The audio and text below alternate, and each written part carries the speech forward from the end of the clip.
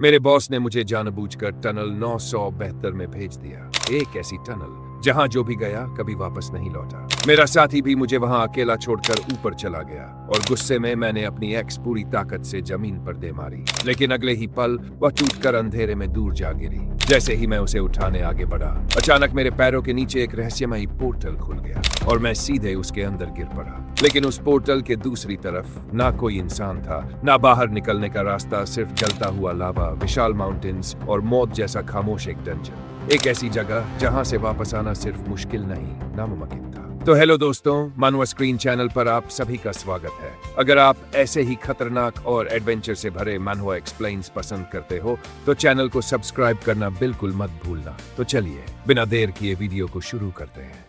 Series की शुरुआत एक आदमी से होती है जो कहता है कि उसने एक भयानक जिंदगी जी है, क्योंकि वह एक ऐसी दुनिया में रहता है जहां कमजोर लोग अपनी दौलत, अपना स्टेटस और यहां तक कि अपनी जान भी खो देते हैं। जैसे ही हम उसे एक विशाल ड्यून जैसे मॉन्स्टर द्वारा निगले जाते हुए देखते हैं, वह समझाता है कि वह मर रहा है क्योंकि वह कमजोर है। लेकिन इससे पहले वह हमें थोड़ा सा लॉर बताता है, ये कहते हुए कि लगभग 100 साल पहले एक बेहद तेज चमकदार रोशनी की किरण पृथ्वी पर गिरी थी। उस रोशनी ने इस ग्रह के हर जीवित प्राणी को निगलना शुरू कर दिया और जो नीला ग्रह कभी जीवन का घर था, वह जल्द ही एक विशाल रेगिस्तानी कब्र में बदल गया। जो कुछ इंसान बच पाए वे केवल एक ही काम कर सकते थे और वह था अपना एक किला बनाना। हम एक आदमी को बस में कहते हुए देखते हैं कि अगर उन्हें इसे नष्ट करना था तो उन्हें काम पूरा कर देना चाहिए था, ये पूछते हुए कि वे इन जैसे कीड़ों को जिंदा क्यों छोड़ रहे हैं। तभी उसका चेहरा बस के साइड में दे मारा जाता है और दूसरा आदमी माफी मांगता है, ये कहते हुए कि उसका हाथ फिसल गया और अगर वह उसे अपना नाम बताए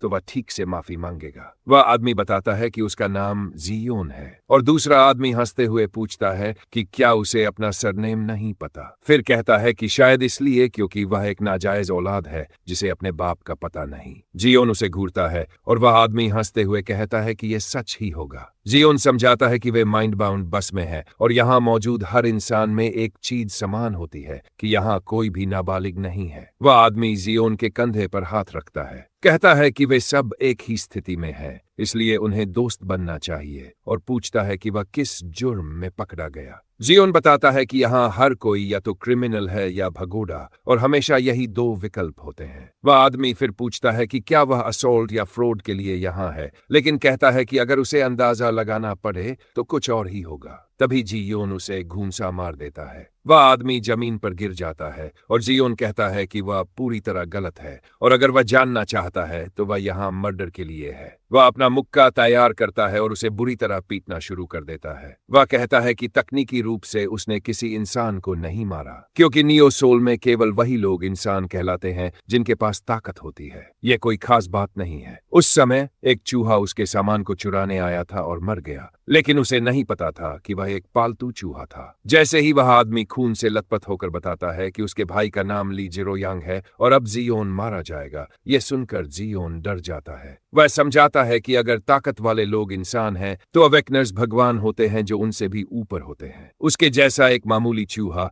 असल में एक भगवान को नाराज कर बैठा। फिर अफवाहें फैल गई कि जिरोयांग उसे ढूंढ रहा है और जब तक उसे होश आया वह पहले ही इस माइंड बाउंड बस में चढ़ चुका था। जिस आदमी को वह पीट रहा था वह उसे आवाज देता है, जिसे जियोन चौंक जाता है और पूछता है कि क्या वह खत्म हो गया, क्योंकि उसके घूंसे बिल्कुल असरदार नहीं थे, बल्कि जियोन के हाथ ही खून से भर गए थे। जियोन समझ जाता है कि उसने गलती कर दी। तभी वह आदमी उसका चेहरा पकड़कर उसे बस के पीछे फेंक देता है। जियोन खून थूकता है और वह आदमी कहता है कि उसे पहले बता देना चाहिए था, क्योंकि वह भी इसी वजह से यहाँ है। वह शायद उसे छोटे भाई की तरह ट्रीट करता, लेकिन इस बार उसने हद पार कर दी। जियोन अंदर ही अंदर घबराने लगता है और वह आदमी कहता है कि बड़ा भाई उसे सबक सिखाएगा और यहाँ मौजूद सभी लोग इससे सहमत होंगे। तभी पता चलता है कि वह आदमी एक अवेकन्ड है, लेकिन उससे पहले कि वह कुछ करे बस जोर से हिलने लगती है और हवा में उछल जाती है। एक भगोड़ा ड्राइवर के पास जाता है और उसे गाली देते हुए कहता है कि वह ठीक से गाड़ी चलाए, लेकिन ड्राइवर डर के मारे बस बैठा रहता है और कुछ बड़बड़ा रहा होता है। उसकी आंखें पूरी तरह लाल हो चुकी थी और वह लगातार बड़बड़ा रहा था। तभी पता चलता है कि बस एक विशाल ड्यून वर्म के अंदर है। सभी लोग घबराकर चिल्लाने लगते हैं और बस से बाहर निकलने की कोशिश करते हैं। जियोन बताता है कि पीछे मुड़कर देखने पर यह हमेशा एक ही चक्र था। वह बस से बाहर गिर रहा है और रेत में जा रहा है। वह कहता है कि चाहे वह नियोसोल में हो, किसी अवेकंड का सामना कर रहा हो या एक सैंडवर्म द्वारा निगला जा रहा हो, इनमें से कुछ भी असामान्य नहीं है। इस दुनिया में ताकतवर का कमजोर से छीनना प्राकृतिक है, इसलिए उसका मरना सिर्फ इसलिए है क्योंकि वह एक कमजोर इंसान है। जैसे ही सैंडवर्म अपना मुंह बंद करता है, वह कहता है कि यह एक बहुत ही साधारण और क्लिशे कहानी है। वह हमेशा यह कल्पना कर सकता है कि अगर वह थोड़ा और ताकतवर होता तो वह ऐसे नहीं मरता, लेकिन इस समय वह बस अपनी मौत से पहले बकवास कर रहा है। हम देखते हैं कि उसका हाथ अभी भी रेत से बाहर है। वह कांप रहा है और उसकी उंगलियां बुरी तरह जख्मी है। रेत घूमती रहती है। तभी जियोन अचानक आंखें खोलता है और सांस लेने लगता है। वह जल्दी से उठता है और अपने शरीर में एक अजीब सा एहसास महसूस करता है। वह दुनिया के अलग अलग स्थान देखने लगता है, जैसे statue of liberty, Eiffel tower और अन्य जगहें। उसकी आंखें ऐसी दिखती है जैसे उनमें पूरा रेगिस्तान समाया हो, लेकिन जल्द ही पता चलता है कि यह उससे भी ज्यादा है। वह ऐसे देख रहा होता है जैसे वह अंतरिक्ष से पूरे ग्रह को देख रहा हो। उसकी आंखें अब ब्लैक होल जैसी हो जाती है। फिर वह कहता है सैंड ब्लास्टर। उसके उंगली के सिरे पर एक शक्ति बनने लगती है और वह उसे फायर करता है, जो सैंडवर्म के आर पार निकल जाती है। वह जल्दी से उसके पास जाता है और उसके अंदर से बाहर निकल आता है, ये कहते हुए कि वह इस दुनिया में जिंदा रहेगा, चाहे सब कुछ रेत में क्यों न बदल जाए। जब वह बाहर निकलता है तो उसका शरीर नीले खून से ढका होता है। वह देखता है कि वर्म अभी भी जिंदा है, लेकिन उसके लिए इससे कोई फर्क नहीं पड़ता। वह कहता है कि वह अपने शरीर की हर कोशिका में अपनी धड़कन महसूस कर सकता है, जो ऊर्जा से भरी हुई है, और यही एक अवेकनिंग का एहसास है। वर्म जोर से तड़पता है और उसकी तरफ बढ़ता है। वह अपना हाथ उठाता है, लेकिन तभी कोई आता है और उसे धक्का देकर दूर फेंक देता है। वह रेत में गिरता है और सोचता है कि वह आदमी कब इतना पास आ गया। जब वह ऊपर देखता है तो वह चौंक जाता है, क्योंकि वर्म का खून उड़ रहा होता है। वह आदमी कहता है कि उसे नहीं पता इसने क्या खाया कि ये इतना बड़ा हो गया और अब इसे नीचे जाना होगा। वह अपना पैर उठाकर जमीन पर मारता है और वर्म को गिरा देता है। जियोन कहता है कि यह पागलपन है। इस तरह सैंडवर्म को आसानी से हराना, यह एक ऐसे इंसान की ताकत है जिसकी अवेकनिंग पूरी तरह स्थापित हो चुकी है और उसने कभी ऐसा कुछ नहीं देखा। तभी एक महिला उसके पास आती है और उसका हाथ पकड़कर कहती है कि वह उनके कैप्टन जांग योंग बाल्म है। वह बस हैरान होता है कि वह इतनी करीब कैसे आ गई, और वह महिला आगे कहती है कि यह सबसे तेज समय है जिसमें उसने कभी किसी को मारा है। जियोन पूछता है कि वह यहाँ कब आई और कहता है कि वह अपने दिखने के बावजूद बेहद स्ट्रॉन्ग है। तभी उसका हाथ जमने लगता है। योंग बॉम्ब कहता है कि सैंडवर्म कोई खास टफ अपोनेंट नहीं है, और आखिरकार हमें उस महिला का नाम पता चलता है, जिजिल। जैसे ही वह उसे बुलाता है, जियोन अपना हाथ छुड़ाने की कोशिश करता है। योंग बॉम्ब थोड़ा चिढ़ा हुआ दिखता है, फिर आहा भरता है। जैसे ही जियोन जिजेल से रुकने को कहता है, वह योंग बॉम्ब को सैल्यूट करती है, फिर उसकी तरफ बढ़ती है और जियोन के पैरों पर किक मार देती है। वह उसे नीचे गिरा देती है और जमीन पर पटक देती है। वह कहती है कि वह जानना चाहती है कि इस आदमी का रैंक और एबिलिटी क्या है, और अब उन्हें पता लगाना होगा। जैसे ही वह उसकी कलाई से बैंडेज हटाती है, वह हैरान हो जाती है और योंग बॉम्ब से कहती है कि यह असल में कोई अवेकनर नहीं है। जियोन पूछता है कि वह क्या बकवास कर रही है, और जिजेल अपने बॉस से खुद चेक करने को कहती है, क्योंकि उसके पास कोई रैंक इंसिग्निया नहीं है। जियोन कहता है कि ऐसा हो ही नहीं सकता कि कोई अवेकनर के पास इंसिग्निया न हो, और वह जरूर अंधी है। तभी कोई और उनके छोटे से कार पर थपथपाता है, उनसे कहता है कि वे टाइम वेस्ट करना बंद करें, क्योंकि लगभग सनसेट हो चुका है। जिजेल पूछती है कि वे इसके साथ क्या करने वाले हैं, क्योंकि अगर वे इसे यहाँ छोड़ देंगे तो ये मर जाएगा। योंग बॉम्ब जियोन की तरफ देखता है और जियोन थोड़ा घबरा जाता है। तभी योंग बॉम्ब कहता है कि उसे पीछे फेंक दो, क्योंकि वह शायद माइन की तरफ ही जा रहा था। जिजेल उसे उठाती है और कार में ले जाती है, और वे हमवी को रेगिस्तान में चला रहे होते हैं। ड्राइवर पूछता है कि वे बार बार अपने दम पर क्यों निकल जाते हैं, क्योंकि लगभग सनसेट हो चुका है और उसे पता है कि वे उसे पूरी टाइम सुन सकते थे। वे बहस करते रहते हैं और हम देखते हैं कि जियोन पीछे बंधा हुआ है और अपनी पावर से रेत को हवा में घुमाता है, फिर उसे नीचे गिरा देता है। वह कहता है कि रेत को अपने इशारे पर चलते देख उसने निश्चित रूप से अपनी पावर अवेकन कर ली है, लेकिन वह सोचता है कि वे उसका इंसिग्निया क्यों नहीं देख पा रहे हैं, और अब जब वह सोचता है तो उसका रंग भी थोड़ा अलग है। वह कहता है कि रिंग के इंसिग्निया की रोशनी अवेकनर की क्लासिफिकेशन को दिखाती है। मैजिक टाइप्स ब्लू होते हैं, कॉम्बैट टाइप्स रेड होते हैं, और उसने सुना है कि और भी टाइप्स होते हैं, लेकिन सैंड को कंट्रोल करने की एबिलिटी उसने पहले कभी नहीं सुनी, और वह इसे बहुत आसानी से कर पा रहा है। वह कहता है कि उसकी रिंग का इंसिग्निया F दिखाता है, जो सबसे लोएस्ट लेवल है, लेकिन वह महसूस कर सकता है कि उसकी पावर अनंत है। जैसे वह खुद पूरा रेगिस्तान हो। वह मुस्कुराने लगता है, कहता है कि वह इंतजार करेगा जब तक ये पूरी तरह उसका न हो जाए, और इसे छुपाकर सही समय का इंतजार करेगा। वह पूरी दुनिया को अपना स्टेज बना देगा और उसे कंट्रोल करेगा। वे आखिरकार माइन तक पहुंच जाते हैं और जियोन कहता है कि यहाँ तो चेक पॉइंट भी है और अब तक सब कुछ नॉर्मल लग रहा है। कोई और उसे कहता है कि वह उनके पीछे चले और जियोन कहता है कि उन्होंने अभी तक उसे खोला नहीं है। वह आदमी उसे चुप रहने को कहता है,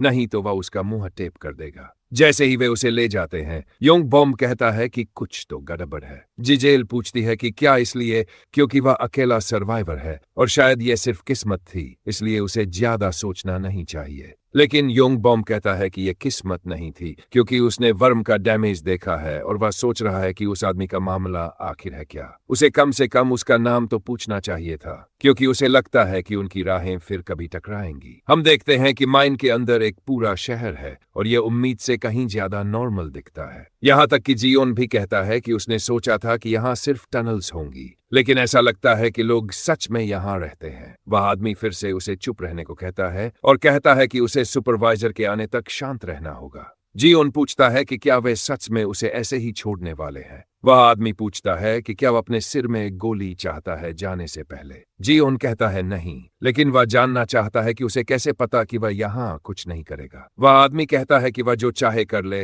वैसे भी वह कुछ कर नहीं पाएगा। जैसे ही वह चला जाता है, जियोन उसे गाली देता है और कहता है कि उसे थोड़ा इधर उधर देखना चाहिए और उसे थोड़ी भूख भी लग रही है, लेकिन उसे देखना होगा कि यहाँ खाने की कोई जगह है या नहीं। वह कुछ खाना देखता है और एक आदमी के पास जाता है। तभी उसके पीछे एक पोस्टर दिखता है जिसमें लेबर के बारे में लिखा होता है कि वे नियो सोल को रोशन करना चाहते हैं। वह बूढ़ा आदमी पूछता है कि यह सुनने में शानदार लगता है या नहीं, और यह इतना सटीक है कि लगभग मजाक जैसा लगता है, और नियो सोल का एनर्जी सोर्स असल में मोनोक्रिस्टल्स है। जियोन पूछता है कि वह क्या कह रहा है, क्योंकि अगर मोनोक्रिस्टल्स नहीं तो और क्या होगा। वह आदमी उसकी तरफ इशारा करता है और कहता है कि वह खुद होगा। उसके जैसे चूहे वही करते हैं जो उन्हें कहा जाता है, और जब उनकी संख्या कम हो जाती है तो और लोग खुद ही आकर उनकी जगह भर देते हैं। तो इससे बेहतर एनर्जी सोर्स और क्या हो सकता है। जियोन कहता है कि वह काफी कुछ जानता है, जबकि वे अभी अभी मिले हैं और उसकी उम्र देखकर लगता है कि उसके साथी अब तक परलोक में जा चुके होंगे। वह बूढ़ा आदमी कहता है कि जब कोई उसकी उम्र तक पहुंचता है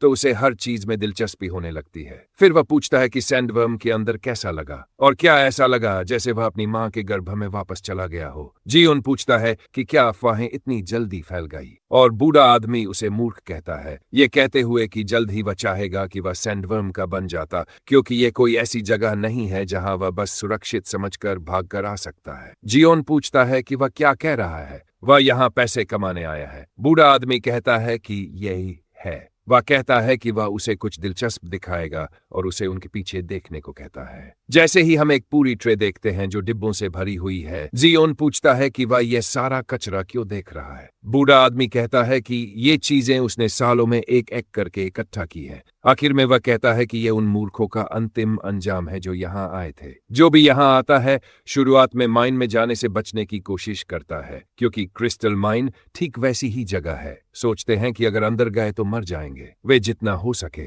अपने पास की हर चीज बेचने की कोशिश करते हैं, यहाँ तक कि खुद को भी बेच देते हैं, लेकिन वे सिर्फ अपने अंजाम को टाल रहे होते हैं और इससे कुछ भी हल नहीं होता। और जो कुछ भी उनके हाथ में बचता है वह बार बार धीरे धीरे फिसलता जाता है। आखिर में वे सब एक ही अंजाम तक पहुंचते हैं, खुद से कहते हुए कि माइन में निगल जाना ही आसान है। वे कहते हैं कि इंसान मरने के बाद अपना नाम छोड़ जाता है, लेकिन कचरा कुछ भी नहीं छोड़ता, बस और कचरा, यहाँ तक कि मौत में भी। और वह ये देखने के लिए उत्सुक है कि वह किस तरह का कचरा पीछे छोड़ेगा, और पूछता है कि इसकी कीमत कितनी है। वह आदमी कहता है कि इसकी कीमत 10 है। जियोन पूछता है कि क्या वह पागल है, क्या उसने इस पर सोना छिड़का है। बूढ़ा आदमी कहता है कि यहाँ हर चीज कीमती है, और जो स्क्यूआर उसने अभी फेंका है वह अकेले ही 9 सोल का है। जियोन कहता है कि उसने जो मांस इस्तेमाल किया है वह बहुत सस्ता होगा और उसके पास इतने पैसे नहीं है। वह साफ तौर पर उसे बेवकूफ बना रहा है, क्योंकि वह नया है। लेकिन अगर वह सोचता है कि कोई भी 10 सोल देगा तो उसने अपना दिमाग खो दिया है। उनके आसपास सभी लोग अपने ब्लेड निकालने लगते हैं और जियोन कहता है कि उसे माफ करे, लेकिन वह इतना नहीं देगा। वे सभी धीरे धीरे उसके पास आने लगते हैं। तभी लाइट्स बंद हो जाती हैं। बूढ़ा आदमी पूछता है कि क्या उसे अजीब नहीं लगता कि उसके जैसा बूढ़ा आदमी इस माइन में इतनी खुलकर बिजनेस चला सकता है। जैसे ही सभी लोग उस पर अपने ब्लेड तानते हैं, बूढ़ा आदमी पूछता है कि अब उसका प्लान क्या होगा। जियोन टेबल पर हाथ मारता है और कहता है कि शांत हो जाओ, उसके पास इतने पैसे नहीं हैं, और ये कहना कि ये घटिया मांस 10 सोल का है बिल्कुल बकवास है और वे इसे बात करके सुलझा सकते हैं। बूढ़ा आदमी कहता है कि उसे चिंता करने की जरूरत नहीं है क्योंकि वह इतना निर्दयी नहीं है। वे कुछ और के साथ ट्रेड कर सकते हैं, जैसे कि उसकी जेब में मौजूद मोना क्रिस्टल। जियोन चौंक जाता है ये देखकर कि इस बारे में भी अफवाह फैल चुकी है। बूढ़ा आदमी उसे कहता है कि उसे दे दे और वह अभी भी उसके लिए सही कीमत लगाएगा। जियोन कहता है कि ये है और उसे नहीं पता कि उसने इसे बचाने के लिए क्या क्या झेला है। तभी कोई उसके सिर को बास्केटबॉल की तरह पकड़ लेता है और जियोन कहता है कि इसे सुलझाने का कोई और तरीका होना चाहिए, जैसे कि स्टोर क्रेडिट। वह आदमी उसका सिर टेबल पर पटक देता है और खून चारों तरफ उड़ जाता है। वह बूढ़े आदमी से पूछता है कि वह कब तक खड़ा रहकर उसकी बात सुनता रहेगा और कहता है कि ऐसे छोटे लड़के का कोई मतलब नहीं, उसे यहीं दफना देना चाहिए। हम देखते हैं कि खून असल में भ्रम था क्योंकि जियोन ने सैंड ब्लास्टर इस्तेमाल किया और उसका हाथ साफ काट दिया, जिसे पूरा आसपास खून से भर गया और उसका एक साथी उसका हाथ पकड़ लेता है। जियोन फिर से सैंड ब्लास्टर इस्तेमाल करता है, जिसे रेत के स्तंभ जमीन से ऊपर उठते हैं और आसपास के सभी लोगों को भेद देते हैं। हम देखते हैं कि उसकी आंखें पूरी तरह पागल हो चुकी हैं। कम से कम वह ऐसा करना चाहता है, लेकिन असल में वह बस वहीं खड़ा है और उसकी नाक से खून बह रहा है। वह आदमी पूछता है कि क्या वह ठीक है, क्योंकि वह कुछ देर से खोया हुआ लग रहा है। वह पूछता है कि क्या उसने कोई बुरा सपना देखा। जियोन क्रिस्टल टेबल पर फेंकता है और कहता है कि यह वही मोना क्रिस्टल है जिसके लिए वह इतना बेताब था। बूढ़ा आदमी उसे देखता है, प्रभावित होता है और कहता है कि पहली नजर में इसकी कीमत 100 सोल होनी चाहिए। जियोन गुस्सा हो जाता है, कहता है कि इसकी कीमत कम से कम 300 है। बूढ़ा आदमी समझाता है कि यहाँ हर चीज कीमती है, लेकिन शायद उसे सैंडवर्म का बन जाना चाहिए था। जियोन दांत भींचता है और अपना सिर टेबल पर मारता है, कहता है कि अगर वह चाहे तो उस बूढ़े आदमी को हराना आसान है, लेकिन अभी नहीं। वह उसे बहुत सारा चेंज देने की भीख मांगता है। बूढ़ा आदमी कहता है कि वह देगा, लेकिन उसे यह भी ध्यान रखना होगा कि वह इसे कहाँ रखता है, क्योंकि यहाँ बहुत सारे जेब कतरे और लुटेरे हैं और चूंकि ये उनकी पहली डील है, वह चेंज में उदार रहेगा और वह वहां से कुछ भी चुन सकता है। जियोन उन चीजों को देखता है, कहता है कि उसने सोचा था कुछ अच्छा मिलेगा, लेकिन यह सब कचरा है और कम से कम कुछ तो होना चाहिए जो लेने लायक हो। बूढ़ा आदमी उसे दिलचस्प कहता है, यह कहते हुए कि नुकसान न सहने की उसकी जिद और छोटी छोटी बातों पर उसकी जिद, ऐसा कॉम्बो उसने बहुत समय से नहीं देखा। वे पूछते हैं कि क्या और कुछ नहीं है, तभी कुछ उसकी नजर में आता है। बूढ़ा आदमी कहता है कि यह कुछ समय पहले एक कारवान छोड़ गया था। जियोन कहता है कि अगर वह और भी देखेगा तब भी उसे इससे बेहतर कुछ नहीं मिलेगा। बूढ़ा आदमी कहता है कि उसे सबसे बेकार चीजों में दिलचस्पी है। जियोन कहता है ठीक है, फिर बूढ़े आदमी से उसका नाम पूछता है। वह बताता है कि उसका नाम क्लेक्सी है और जियोन कहता है कि वह फिर कभी उससे नहीं मिलना चाहता। क्लेक्सी कहता है कि यह समय बताएगा। इसी बीच जियोन एक आवर ग्लास को देख रहा होता है और कहता है कि इसमें रेत गिरने में लगभग 10 मिनट लगते हैं, लेकिन यह उसके लिए काफी है क्योंकि अब वह माइनर क्वार्टर्स में अपने कमरे में है। वह कुछ बार गहरी सांस लेता है, फिर खुद को तैयार करता है। वह आवर ग्लास के अंदर की रेत पर अपनी पावर इस्तेमाल करने लगता है, लेकिन जब वह रेत को हिलने का आदेश देता है तो कुछ भी नहीं होता। वह थोड़ा कंफ्यूज हो जाता है, कहता है कि उसने सोचा था कि यह उसकी अवेकनिंग से जुड़ा कोई आइटम होगा। वह पक्का है कि उसने इसे पहली बार देखा था, लेकिन उसे एक अजीब सा डेजा वू महसूस होता है, जैसे यह उसके लिए ही तैयार किया गया हो। यह जाना पहचाना लगता है, जैसे उसे बुला रहा हो, फिर भी यह बिल्कुल नया लगता है और वह समझ नहीं पाता कि यह कैसा एहसास है। तभी एक आदमी दरवाजा लात मारकर तोड़ देता है और पूछता है कि क्या वह आज यहाँ शिफ्ट हुआ नया है। वह पूछता है कि वह माइन तक रेंगते हुए क्यों नहीं जा रहा। वह पूछता है कि क्या बिग मोनो को खुदा कर उसे लेना पड़ेगा। जियोन उसे अपना नाम बताता है और कहता है कि वह कोई नहीं है और यह भी कि किसी ने उसे बताया ही नहीं कि उसे कहाँ जाना है। वह आदमी उसके चेहरे पर मारता है, जिससे वह उड़कर गिरता है। वह आदमी उसे चुप रहने को कहता है और फिर से मारता है। इस बार उसे जमीन पर पटक देता है। फिर वह उसे लात मारने लगता है और पूछता है कि वह उससे जवाब देने की हिम्मत कैसे कर रहा है। पूछता है कि क्या वह उसे आसान टारगेट लगता है और उसे यकीन नहीं हो रहा कि एक अनअवेकन्ड इंसान उससे बहस करने की कोशिश कर रहा है। वह कहता है कि ऐसे छोटे लोगों को बस चुप रहना चाहिए और मार खाना चाहिए। जियोन उसे घूरने लगता है और वह आदमी कहता है कि अगर समझ गया है तो जल्दी करे और उसके पीछे आए और उसे ले जाने लगता है। जियोन कहता है कि उसका गुस्सा बहुत गंदा है और वह उसका नाम याद रखेगा, मोनो, और एक दिन उसे जरूर मारेगा। वह सेक्टर 3 के माइन एंट्रेंस पर पहुंचता है और एक आदमी मोनो का स्वागत करता है। मोनो से कहता है कि इस छोटे को कुछ इक्विपमेंट दे दे। मोनो जियोन से कहता है कि इक्विपमेंट और खाने का खर्च उसकी डेली वेज से काटा जाएगा और जब वह क्रिस्टल माइन करे तो उसे उसके पास लाए। जियोन पूछता है कि बस इतना ही और जानना चाहता है कि डेली वेज क्या है, लेकिन वह उसकी ठीक से जानकारी न देने पर उसे कोसता है। तभी वह झुक जाता है क्योंकि एक पिकैक्स उसके हेलमेट को चीरते हुए निकलती है। मोनो पूछता है कि क्या उसे पिकैक्स इस्तेमाल करना भी सिखाना पड़ेगा और अब हेलमेट की कीमत भी उसकी वेज से कटेगी, इसलिए उसे ध्यान रखना चाहिए। जियोन चिढ़ जाता है और मोनो दूसरे आदमी से कहता है कि उसे टनल 972 में भेज दे। वह आदमी कहने की कोशिश करता है कि वैसा नहीं कर सकते, लेकिन मोनो पूछता है कि क्या वह खुद अंदर जाना चाहता है। वह आदमी मना कर देता है और जियोन को ले जाने लगता है। मोनो उसे कहता है कि वह क्रिस्टल माइन किए बिना बाहर आने के बारे में सोचे भी नहीं और अगर ऐसा किया तो वह उसे मार देगा। जियोन उसे अफ कहता है,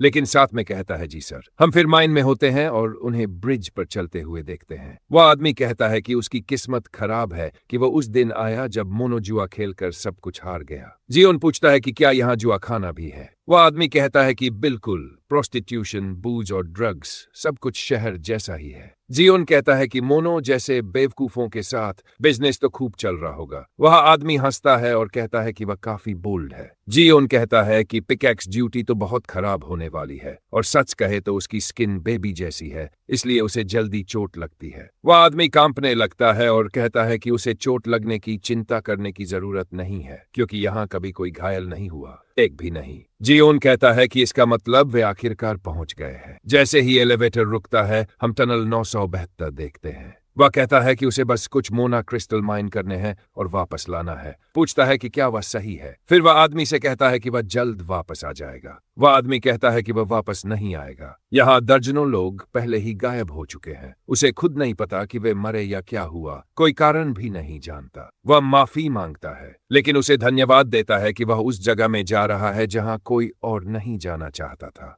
जियोन कहता है कि इसका मतलब वे सब मर गए अगर वे वापस नहीं आए। फिर वह पूछता है कि वह उसे ऐसी जगह पर अकेला क्यों छोड़ रहा है। वह देखता है कि वह आदमी पूरी तरह चला जाता है और वह गुस्से में आ जाता है। कहता है कि सिर्फ इसलिए कि मोनो का मूड खराब था उसे यहाँ भेज दिया गया। वह अपनी पिकैक्स जमीन पर मारता है, लेकिन वह उछलकर उसके सिर पर लगती है और फिर गुफा के अंदर गहराई में गिर जाती है। वह जल्दी से उसके पीछे भागता है और एक धुंधले कमरे में पहुंचता है। वह कहता है कि वह पहले बहुत गुस्से में था, इसलिए उसने ध्यान नहीं दिया, लेकिन एक अंडरग्राउंड टनल में इतनी घनी मना होना पागलपन है। बाकी लोगों ने शायद इसे महसूस नहीं किया क्योंकि वे साधारण इंसान है और जितना वह अंदर जाता है ये और घनी होती जाती है। अगर वह साधारण इंसान होता तो अब तक मना ओवरलोड से मर गया होता और वह जानना चाहता है कि ये कहां से आ रही है। फिर उसे कुछ दिखता है, उसका टूटा हुआ पिकैक्स। जमीन धंसने लगती है और वह कहता है कि पिकैक्स टूट गई है, लेकिन कम से कम उसे मिल गई, शायद उसकी किस्मत अभी भी ठीक है। तभी उसके पैरों के नीचे एक रेड पोर्टल खुलता है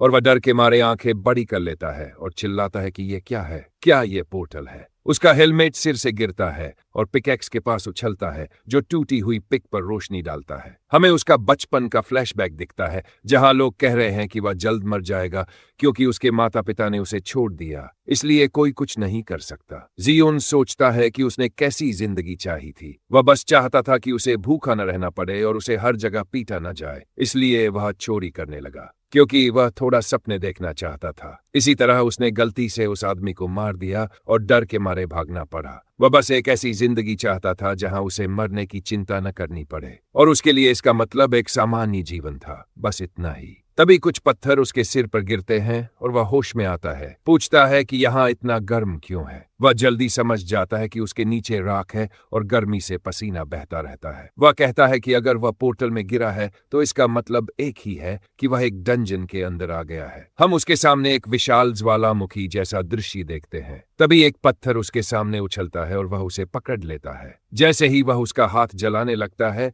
वह चिल्लाता है और उसे फेंक देता है। वह कहता है कि यह सच में सपना नहीं है। डंजन वह जगह होती है जहां लोगों को जाने से पहले तैयारी करनी पड़ती है। वह सोचता है कि यहाँ बहुत सारी ज्वालामुखी राख है और यह आग से जली हुई रेत जैसी है, इसलिए शायद वह इसका इस्तेमाल कर सकता है। लेकिन अगर वह यहाँ से जल्दी बाहर नहीं निकला तो उसके फेफड़े जल जाएंगे। वह अपनी पैंट का एक हिस्सा फाड़कर अपने मुंह पर बांध लेता है और कहता है कि अगर डंजन का एंट्रेंस है तो एग्जिट भी होगा, और सबसे संभावित जगह डंजन का सबसे ऊंचा पॉइंट है, यानी पहाड़ की चोटी। वह कहता है कि अगर वह यहीं रुका रहा तो गर्मी और ज्वालामुखी राख उसे मार देगी, और अभी जब कोई मैजिक बीस्ट नजर नहीं आ रहा, यही उसके लिए चलने का सबसे अच्छा समय है। वह सबसे छोटा रास्ता लेगा और पूरी ताकत से दौड़ेगा। वह खुद को मोटिवेट करता है, कहता है कि वह ऐसा आदमी है जो हार मानना नहीं जानता। वह जल्दी से एक मैग्मा नदी के ऊपर छलांग लगाता है और दूसरी तरफ उतरता है। कहता है कि यह बहुत करीब था, तभी उसके नीचे की जमीन गिरने लगती है। वह बेताबी से अपना हाथ बढ़ाता है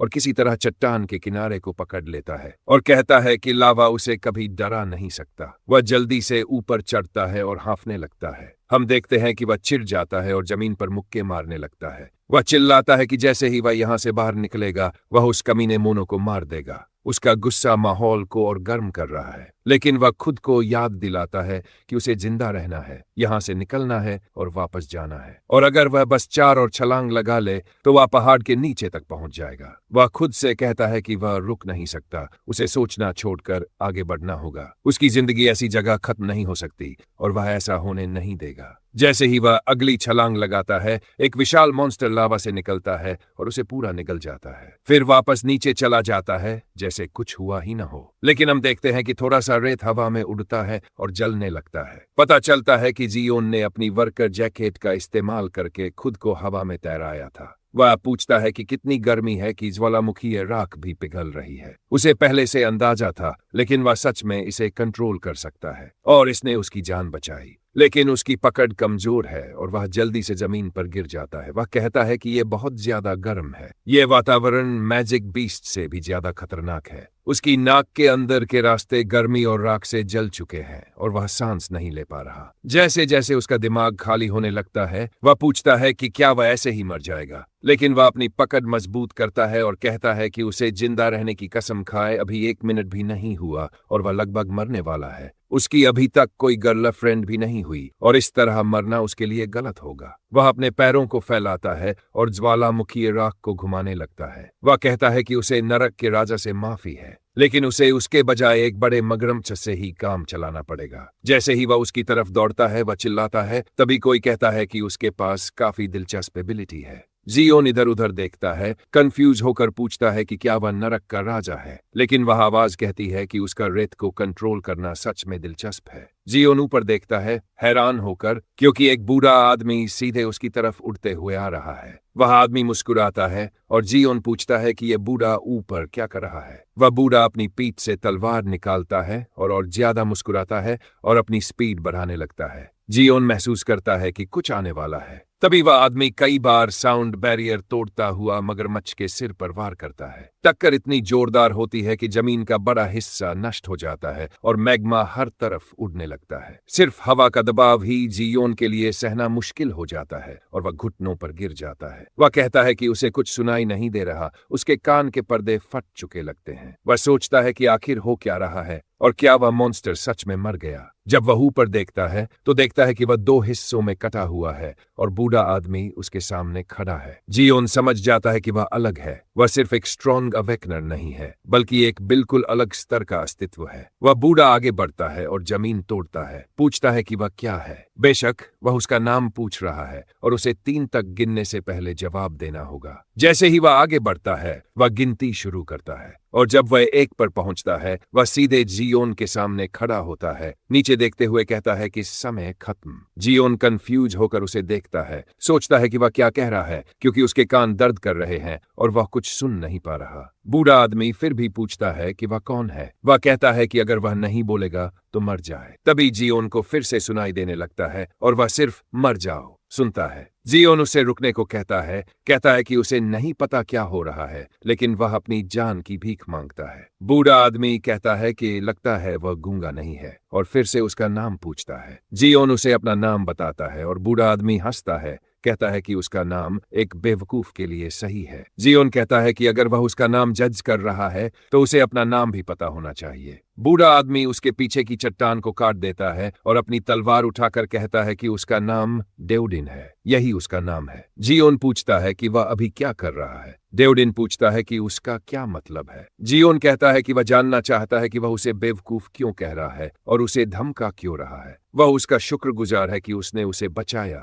लेकिन उसने कुछ गलत नहीं किया। डेओडिन कहता है कि जैसा दिख रहा है वह जाल में फंस गया था और वह इसलिए नहीं बोल रहा क्योंकि वह बोलना नहीं चाहता। जियोन सोचता है कि वह उसे इग्नोर क्यों कर रहा है, लेकिन फिर पूछता है कि यह क्या है। वह आदमी समझाता है कि यह एक फिनोमेनन है जो तब होता है जब डंजन में मना ओवरलोड होता है और खुद को बचाने के लिए वह एक नया एंट्रेंस बनाता है और उस गैप से मना बाहर निकालता है और उसी समय वह जीवित प्राणियों को अंदर खींच लेता है। इसी वजह से इसे स्नेर कहा जाता है। एक सामान्य इंसान अपनी पूरी जिंदगी में इसे नहीं देखेगा और उसकी किस्मत काफी खराब है। जाहिर है उसे पता है कि ये इसलिए हुआ क्योंकि मोनो लोगों को यहाँ मरने के लिए भेजता है। डेओडिन फिर उसे डम्बेस कहता है और उसकी तरफ बढ़ता है। जियोन कहता है कि उसे उसका नाम पहले से पता है और उसे ऐसा कहना बंद करे। बूढ़ा आदमी अपना सिर घुमाता है और कहता है कि वह उसे दिखाएगा कि वह डम्बेस क्यों है। वह उसे कहता है कि अपने आंखों में मना इकट्ठा करे और घूर कर देखे। जियोन पूछता है कि वह क्या कर रहा है, लेकिन डेओडिन उसे कहता है कि जैसा कहा गया है वैसा करे और अपनी आंखों में मना की पवित्रता बढ़ाए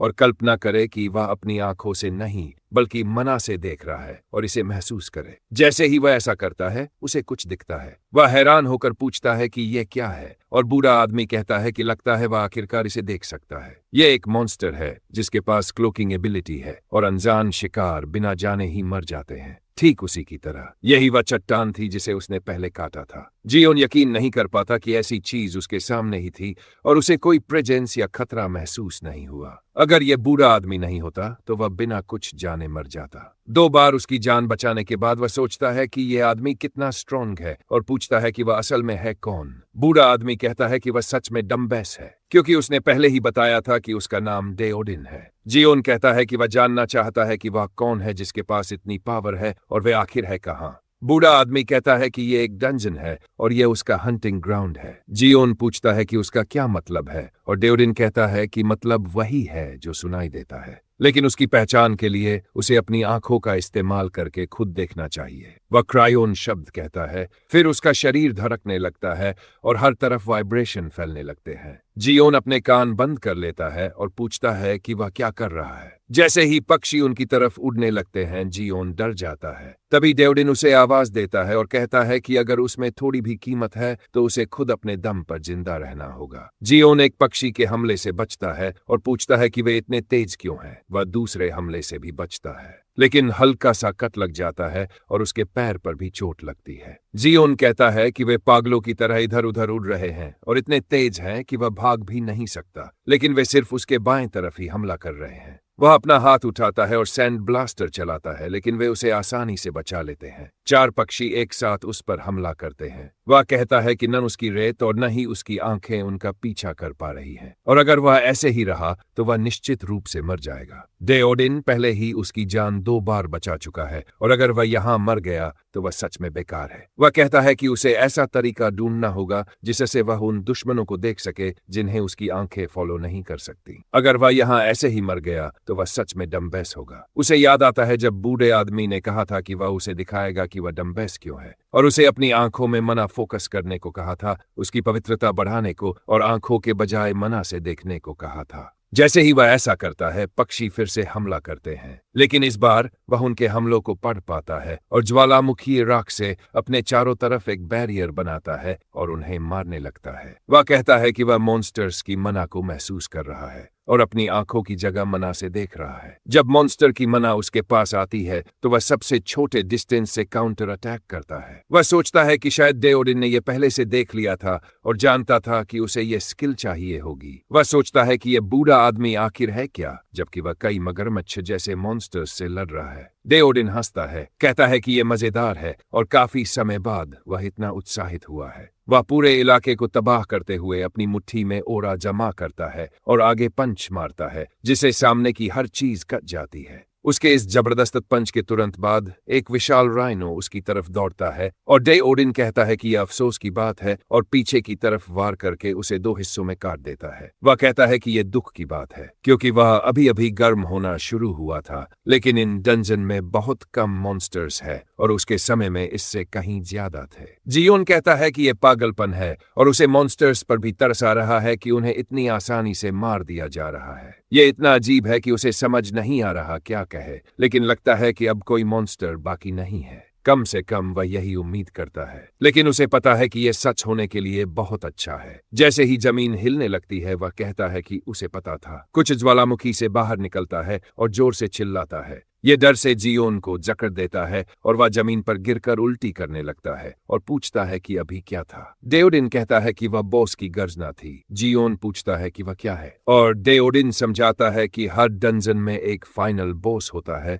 जो उस जगह का स्रोत होता है और यही वजह है कि वह यहाँ आया है। जैसे ही उसके पंख नीली आग के साथ फैलते हैं, जियोन डर जाता है। डेओडिन मुस्कुराता है और कहता है कि आखिरकार ये सामने आ गया और वह यहाँ इस क्रिम्सन ड्रैग का शिकार करने आया था। जियोन पूछता है कि क्या यह सच में ड्रैगन नहीं है। डेओडिन कहता है कि दुर्भाग्य से नहीं, लेकिन फिर भी यह कम से कम बी रैंक मॉन्स्टर होना चाहिए। जियोन कहता है कि अगर ये बी रैंक है तो इसका मतलब है कि इसके पास फोर्स फील्ड है। डेओडिन उसके सिर पर हाथ रखता है और पूछता है कि एक को फोर्स फील्ड के बारे में कैसे पता है। जियोन कहता है कि उसने सिर्फ सुना है कि बी रैंक और उससे ऊपर के मॉन्स्टर्स के अपने खास गुण होते हैं, जैसे इंसानों के होते हैं। जैसे अवेकनर्स के रैंक इंसिग्निया होते हैं, वैसे ही रेड फोर्स फील्ड का मतलब मार्शल टाइप होता है और ब्लू वाला। तभी वह एक विशाल आइसिकल उनकी तरफ छोड़ता है। जियोन चिल्लाते हुए अपने हाथ उठाता है और कहता है कि यह मैजिक टाइप है और बहुत ज्यादा ओवरपावर्ड है। डेओडिन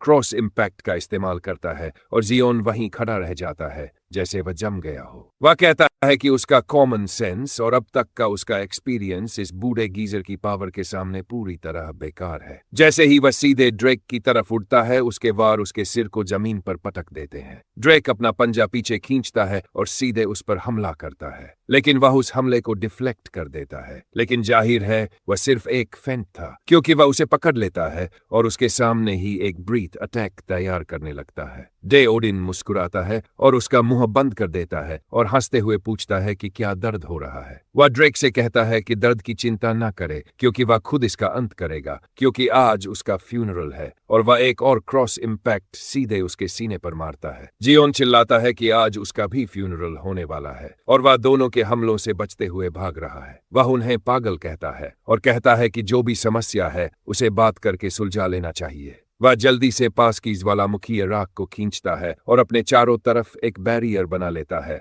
ताकि उनकी लड़ाई के शॉक वेव्स से बच सके। वह उनसे कहता है कि वे अपनी लड़ाई कहीं और ले जाएं, क्योंकि शॉक वेव्स बहुत ज्यादा है और वह मुश्किल से बैरियर बनाए रख पा रहा है। डेओडिन हंसता है, कहता है कि ये बहुत मजेदार है और उसे ऐसा लग रहा है जैसे वह किसी अम्यूजमेंट पार्क में है। और वह ड्रेक से पूछता है कि क्या वह भी ऐसा ही सोचता है। फिर वह उसके सिर को जमीन में घोंप देता है, जिससे फिर एक शॉक वेव बनती है। फिर वह सीधे जियोन की तरफ उड़ता है। जैसे ही वह करीब आता है, जियोन पूछता है कि उसके साथ बार बार ऐसा क्यों हो रहा है और वह उस हमले को झेलता है, जिससे वह पीछे की तरफ उठ जाता है। वह जमीन पर लुढ़कता है और आखिरकार एक चट्टान से नीचे गिर जाता है। उसे एहसास होता है कि वह लगभग मर चुका है और उसकी आंखें धुंधली होने लगती हैं। लावा में गिरने से पहले आखिरी चीज जो वह देखता है वह है डेओडिन और ड्रेक फिर से लड़ते हुए। कहानी फिर उस बूढ़े खूसट की तरफ शिफ्ट होती है, जिसे साफ तौर पर हमारे लड़के के साथ क्या होता है उससे बिल्कुल भी फर्क नहीं पड़ता। इसके बजाय वह लगातार ड्रेक को तंग करता रहता है और उसे बॉस मॉन्स्टर्स के लिए शर्मनाक बताता है कि वह इतनी दयनीय तरीके से लड़ रहा है। लगातार मिल रहे इंसल्ट से तंग आकर ड्रेक एक और ब्रीथ अटैक चार्ज करता है। ये देखकर डेओडिन मुस्कुराता है, क्योंकि उसे उम्मीद नहीं थी कि उस कमजोर के पास इतना मजेदार कुछ छिपा हुआ होगा। वह कंसंट्रेटेड मैजिक ब्रीथ हवा को चीरती हुई आगे बढ़ती है, अपने रास्ते में आने वाली लगभग हर चीज को मिटा देती है और जितना दूर जाती है उतनी ही बड़ी होती जाती है। कुछ देर बाद क्रिम्सन ड्रेक आखिरकार रुक जाता है, ये सोचकर कि वह पागल आदमी अब तक धूल में बदल चुका होगा। लेकिन जैसे ही उसे उसकी आवाज सुनाई देती है जो पूछ रहा होता है कि क्या वह किसी को ढूंढ रहा है, बेचारा जीव तुरंत समझ जाता है कि अब उसकी हालत पूरी तरह खराब हो चुकी है। वह दर्द भरी दहाड़ निकालता है और पीछे मुड़ता है, सिर्फ ये देखने के लिए कि वह आदमी आराम से उसके शरीर पर बैठा हुआ है। उसकी तलवार उसके शरीर के अंदर पूरे 1 मीटर तक धंसी हुई होती है और वह शांति से बताता है कि वह काफी समय से उसकी जाति के किसी जीव को ढूंढ रहा था। आखिरकार उसे अपने क्रेयॉन को बढ़ाने के लिए एक क्रिम्सन ड्रेक हार्ट चाहिए था। यह दुर्भाग्यपूर्ण है, लेकिन उस जानवर के पास उस मकसद के लिए मरने के अलावा कोई चॉइस नहीं है। इसके साथ ही वह तलवार को और गहराई तक घुसा देता है, जिससे मैजिक उसके शरीर के अंदर फैलने लगता है। विशाल जीव दर्द में बुरी तरह तड़पने लगता है, क्योंकि ब्लेड सीधा उसके आर पार निकल जाता है। ड्रेक का हार्ट एब्जॉर्ब करने के बाद क्रेयॉन एक मजबूत क्रिम्सन उरा के साथ चमकने लगता है। वह संतोष के साथ अपनी तलवार को देखता है, खुश होता है कि उसने एक बार फिर अपनी लिमिट्स तोड़ दी है। उसी समय उसकी तलवार के साथ चल रहा अजीब सा बॉन्डिंग मोमेंट हमारे लड़के द्वारा बीच में रोक दिया जाता है, जो पूछता है कि वह अपनी वेपन से किसी पागल इंसान की तरह बात क्यों कर रहा है। वह आदमी शायद पागल हो सकता है, लेकिन वह बेहद ताकतवर भी है, क्योंकि उसने अकेले ही एक क्रिम्सन ड्रेक को हरा दिया। इस बीच डियोडिन हैरान होता है कि वह छोटा लड़का अभी तक जिंदा है। हमारा लड़का उसे बताता है कि उसकी हालत खराब हो चुकी थी और वह मौत के किनारे से वापस रेंग कर आया है। जब उसके नीचे की जमीन टूट गई थी और वह नीचे फेंक दिया गया था, तब वह बस बैठकर मरने का इंतजार नहीं कर रहा था। इसके बजाय उसने अपने सैंड मैनिपुलेशन का इस्तेमाल करके एक कुशन बनाया, जिसने उसकी गिरावट को नरम कर दिया और उसे ह्यूमन केचप बनने से बचा लिया। उसे खुद भी यकीन नहीं होता कि वह हर बार मौत को धोखा देने में कितना अच्छा हो गया है जब भी हालात खराब होते हैं। वह यह भी जोड़ता है कि एक खास पागल आदमी की शॉक वेव्स से लगातार पिटने की वजह से उसके रिफ्लेक्सेस काफी तेज हो गए हैं। डियोडिन इससे थोड़ा प्रभावित होता है, लेकिन अभी उसे भी ज्यादा जरूरी कुछ और है। बूढ़ा आदमी अचानक उसका शर्ट पकड़ लेता है, जैसे किसी बेवकूफ बच्चे को संभाल रहा हो, और बताता है कि बॉस के मरते ही डंजन अब ढह रहा है, उन्हें तुरंत बाहर निकलना होगा। लेकिन हमारा लड़का कंफ्यूज हो जाता है कि इसका उससे क्या लेना देना है कि उसे किराने के सामान की तरह उठाया जा रहा है। बूढ़ा खूसट जोर से हंस पड़ता है, जैसे उसने अपनी जिंदगी का सबसे बड़ा मजाक सुन लिया हो। इसलिए नहीं कि वह सच में मजेदार था, बल्कि इसलिए क्योंकि आगे क्या होने वाला है। बिना किसी चेतावनी के वह हमारे लड़के को सामने खुली एक छोटी काली दरार में फेंक देता है और आराम से चिल्लाता है, फिर मिलेंगे। हवा में उड़ते हुए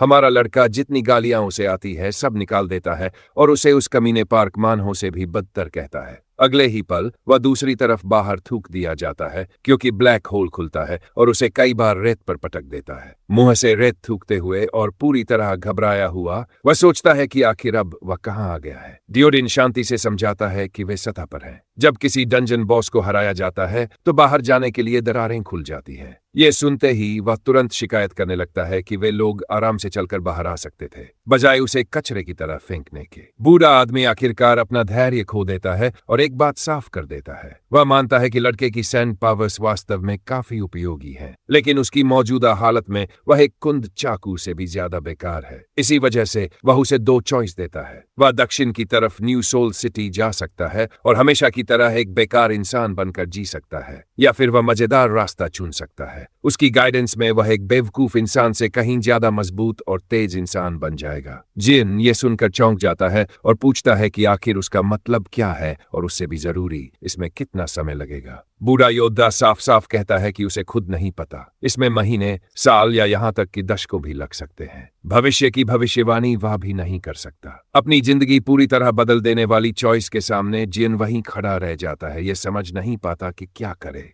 बूढ़ा आदमी इसे सबसे क्रूर तरीके से समझाता है। वह अपनी वही बोरिंग जिंदगी में वापस जा सकता है, या फिर ऐसा रास्ता चुन सकता है जहां उसके मरने की 99% संभावना हो। लड़का पागलों की तरह हंसने लगता है और पूछता है कि क्या बूढ़ा पूरी तरह अपना दिमाग खो चुका है। फिर जियोन नाटक करते हुए कहता है कि उसके पास लौटने के लिए एक शानदार महल और आरामदायक बिस्तर है, और पूछता है कि क्या बूढ़ा सच में उम्मीद करता है कि वह ये सब छोड़कर एक बदबूदार बूढ़े गीजर के साथ जलते रेगिस्तानों में घूमे, जबकि कोई गारंटी भी नहीं है, खासकर जब बूढ़ा अपनी उम्र की वजह से कभी भी मर सकता है। बूढ़ा गीजर हाँ में जवाब देता है, साफ करते हुए कि वह बिल्कुल यही उम्मीद करता है। हमारा लड़का एक एक्ट करता है और भारी सांस छोड़ता है, जैसे ये फैसला लेना उसके लिए बहुत दर्दनाक हो। फिर भी वह उसके साथ जाने के लिए तैयार हो जाता है। फिर वह एक भरोसेमंद कहानी बनाता है, ये समझाते हुए कि जब भी कोई उसे परेशान करता है तो उसे उसी समय हिसाब बराबर करना पड़ता है, लेकिन वह मानता है कि अभी वह बदला लेने के लिए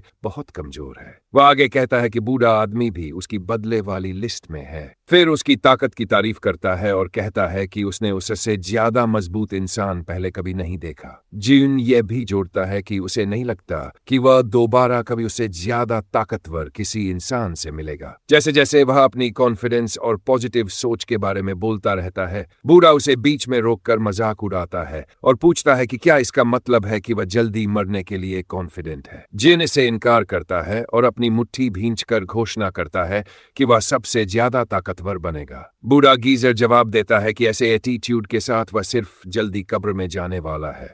फिर उसे पीछे आते रहने के लिए कहता है। वह उसे लगातार बेवकूफ कहता रहता है और बोलता है कि उन्हें अभी बहुत लंबा रास्ता तय करना है। कुछ समय बाद कहानी आगे बढ़ती है। जियन पसीने में पूरी तरह भीगा हुआ होता है और मुश्किल से बूढ़े आदमी की चाल के साथ चल पा रहा होता है। वह उसे आवाज देकर कहता है कि थोड़ा धीरे चले और ब्रेक ले, क्योंकि वे पहले ही 6 घंटे से चल रहे हैं। वह लगातार चिल्लाता रहता है, लेकिन बूढ़ा उसे पूरी तरह नजरअंदाज कर देता है और चुपचाप चलता रहता है। जियन खुद पर चिल्लाता है कि वह कोई मूडी टीनेजर नहीं है और सोचता है कि आखिर उसे ये अचानक मूड स्विंग्स क्यों झेलने पड़ रहे हैं। उसके आसपास की गर्मी असहनीय और वह सोचने लगता है कि आखिर तापमान कितना ज्यादा होगा। ऊपर से डीली रेत हर कदम को मुश्किल बना रही होती है और उसे डर होने लगता है कि कहीं वह हीट स्ट्रोक से गिर न पड़े। जैसे ही वह हार मानने वाला होता है, बूढ़ा गीजर आखिरकार उसकी तरफ ध्यान देता है, जैसे वह इसी पल का इंतजार कर रहा हो। वह उसे बेवकूफ कहता है, जो अपनी ही ताकत के छोटे से हिस्से का इस्तेमाल तक नहीं कर सकता। जब जिन कंफ्यूज होकर उसे देखता है, तब गीजर उसे याद दिलाता है कि वह एक सैंड मैनिपुलेशन यूजर है। फिर भी वह रेत पर ठीक से चलने के लिए भी संघर्ष कर रहा है, जबकि यह उसके लिए सबसे आसान चीज होनी चाहिए थी। जब जिन खुद का बचाव करते हुए कहता है कि उसने सिर्फ कुछ दिन पहले ही अवेकन किया है और वह अभी भी एक F क्लास है, तब डियोडिन तुरंत चिढ़ जाता है। वह लड़के से बकवास बंद करने के लिए कहता है और साफ कर देता है कि उसे उसकी क्लास से कोई फर्क नहीं पड़ता। फिर वह उससे सवाल करता है, पूछते हुए कि क्या उसे सच में लगता है कि लोग जन्म से ही S क्लास होते हैं, जबकि सिर्फ वही अकेला है जो नुकसान में फंसा हुआ है। बूढ़ा आदमी लड़के का कॉलर पकड़ लेता है और उससे पूछता है कि क्या वह सिर्फ इसलिए हार मानने वाला है क्योंकि उसे कोई आशीर्वाद नहीं मिला। वह लगातार चिल्लाता रहता है जब तक उसका गुस्सा फूट नहीं पड़ता। फिर वह लड़के को वापस रेत में फेंक देता है और कहता है कि अपनी एबिलिटी का इस्तेमाल खुद सीखो। डियोडिन उसे कहता है कि अपना दिमाग इस्तेमाल करे और अपनी ताकत को समझे, क्योंकि अगर उसे अपनी लिमिट्स तोड़कर मजबूत बनना है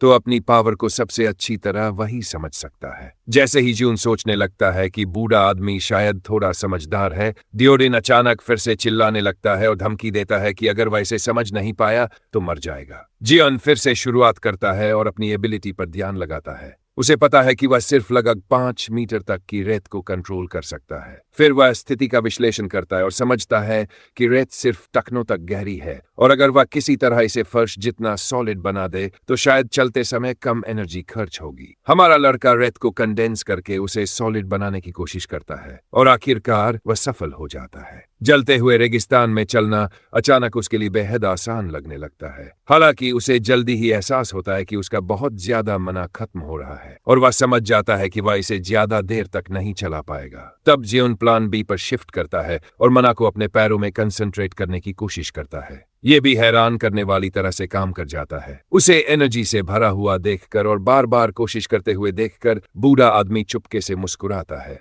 अपने उन दिनों को याद करते हुए जब वह खुद भी एक जोशीला नौजवान था। भले ही जियोन बार बार कहता रहता है कि वह सिर्फ एक F क्लास है, डियोडिन को भरोसा रहता है कि उसका मना कंट्रोल और उसका पोटेंशियल कम से कम E या D लेवल का तो जरूर है। बूढ़ा आदमी लड़के में साफ पोटेंशियल देखता है। उसी समय जियोन कुछ नया खोज लेता है और उसे लेकर हंगामा शुरू कर देता है। वह बूढ़े आदमी की तरफ दौड़ते हुए चिल्लाता है कि वह सिर्फ अपने पैरों को छूने वाली रेत को कंट्रोल कर रहा है और अब चलना बहुत आसान हो गया है। जैसे जैसे उसका घमंड बढ़ने लगता है, वह बूढ़े आदमी को मिडिल फिंगर भी दिखाता है और उसे भी वही करने की चुनौती देता है। तभी बूढ़ा आदमी उसके सिर पर मुक्का मार देता है। वह लड़के से कहता है कि बेकार चीजों पर समय बर्बाद करना बंद करे अगर उसे जल्दी मरना नहीं है। जियोन तुरंत नीचे गिर जाता है और बेहोश हो जाता है। जब उसकी आंख खुलती है तब वह खुद को अंधेरे में रेत भरी जमीन पर मुंह के बल पड़ा हुआ पाता है। थोड़ा बीफ जर्की चबाते हुए गीजर कहता है कि उसे खुशी है कि लड़का आखिरकार जाग गया। उसे यहाँ तक उठाकर लाना सच में बहुत झंझट भरा था। जैसे ही हमारा लड़का उठने की कोशिश करता है और शिकायत करता है कि उसका पूरा शरीर चोटों से टूट चुका है,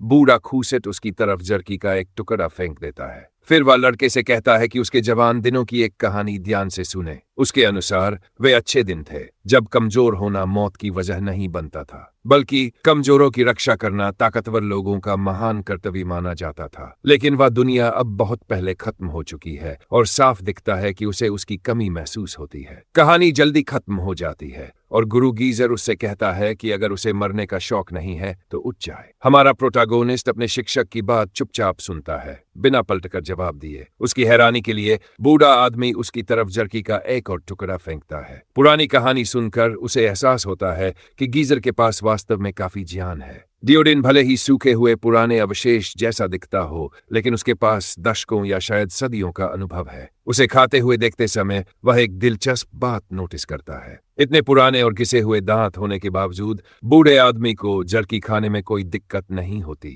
सिर्फ देखकर ही वह ट्रिक समझ जाता है। सीधे चबाने के बजाय पहले उसे लार से नरम किया जाता है और फिर काटा जाता है। ऐसे सूखे रेगिस्तान में जर्की खाने का यही सही तरीका है। उसे ऐसा महसूस होता है कि बूढ़ा आदमी सिर्फ उसे खाना नहीं खिला रहा, बल्कि धीरे धीरे उसे खुद से जिंदा रहना भी सिखा रहा है। जैसे किसी आदमी को मछली देने के बजाय मछली पकड़ना सिखाया जाता है। उसके बाद दोनों फिर से रात के आसमान के नीचे सफर शुरू करते हैं। रास्ते में वह लगातार अपने शिक्षक से एक और जर्की का टुकड़ा मांगता रहता है, लेकिन बूढ़ा खूस्ट उसे चुप रहने को कह देता है। कुछ समय बाद ठंड उसे बुरी तरह प्रभावित करने लगती है। वह लगातार छींकने लगता है और उसका पूरा शरीर जमते हुए रेगिस्तान की रात में कांपने लगता है, जैसे कोई वाइब्रेटिंग मशीन हो। इस बीच बूढ़ा आदमी ऐसे आराम से फैलकर बैठा होता है जैसे वह हवाई के किसी बीच पर आराम कर रहा हो और उस पर ठंड का कोई असर नहीं होता। उसी समय जियोन अब तक ये नहीं समझ पाता कि ये पागल हर समय अपनी तलवार से बात क्यों करता रहता है। फिर उसे प्यास लगती है और वह थोड़ा पानी मांगता है, लेकिन डियोडिन उसे पूरी तरह नजरअंदाज कर देता है और पानी की आखिरी बूंद तक खुद पी जाता है। ये देखकर वह बुरी तरह चिढ़ जाता है, खासकर इसलिए क्योंकि लालची गुरु उसे थोड़ा भी शेयर करने की कोशिश नहीं करता।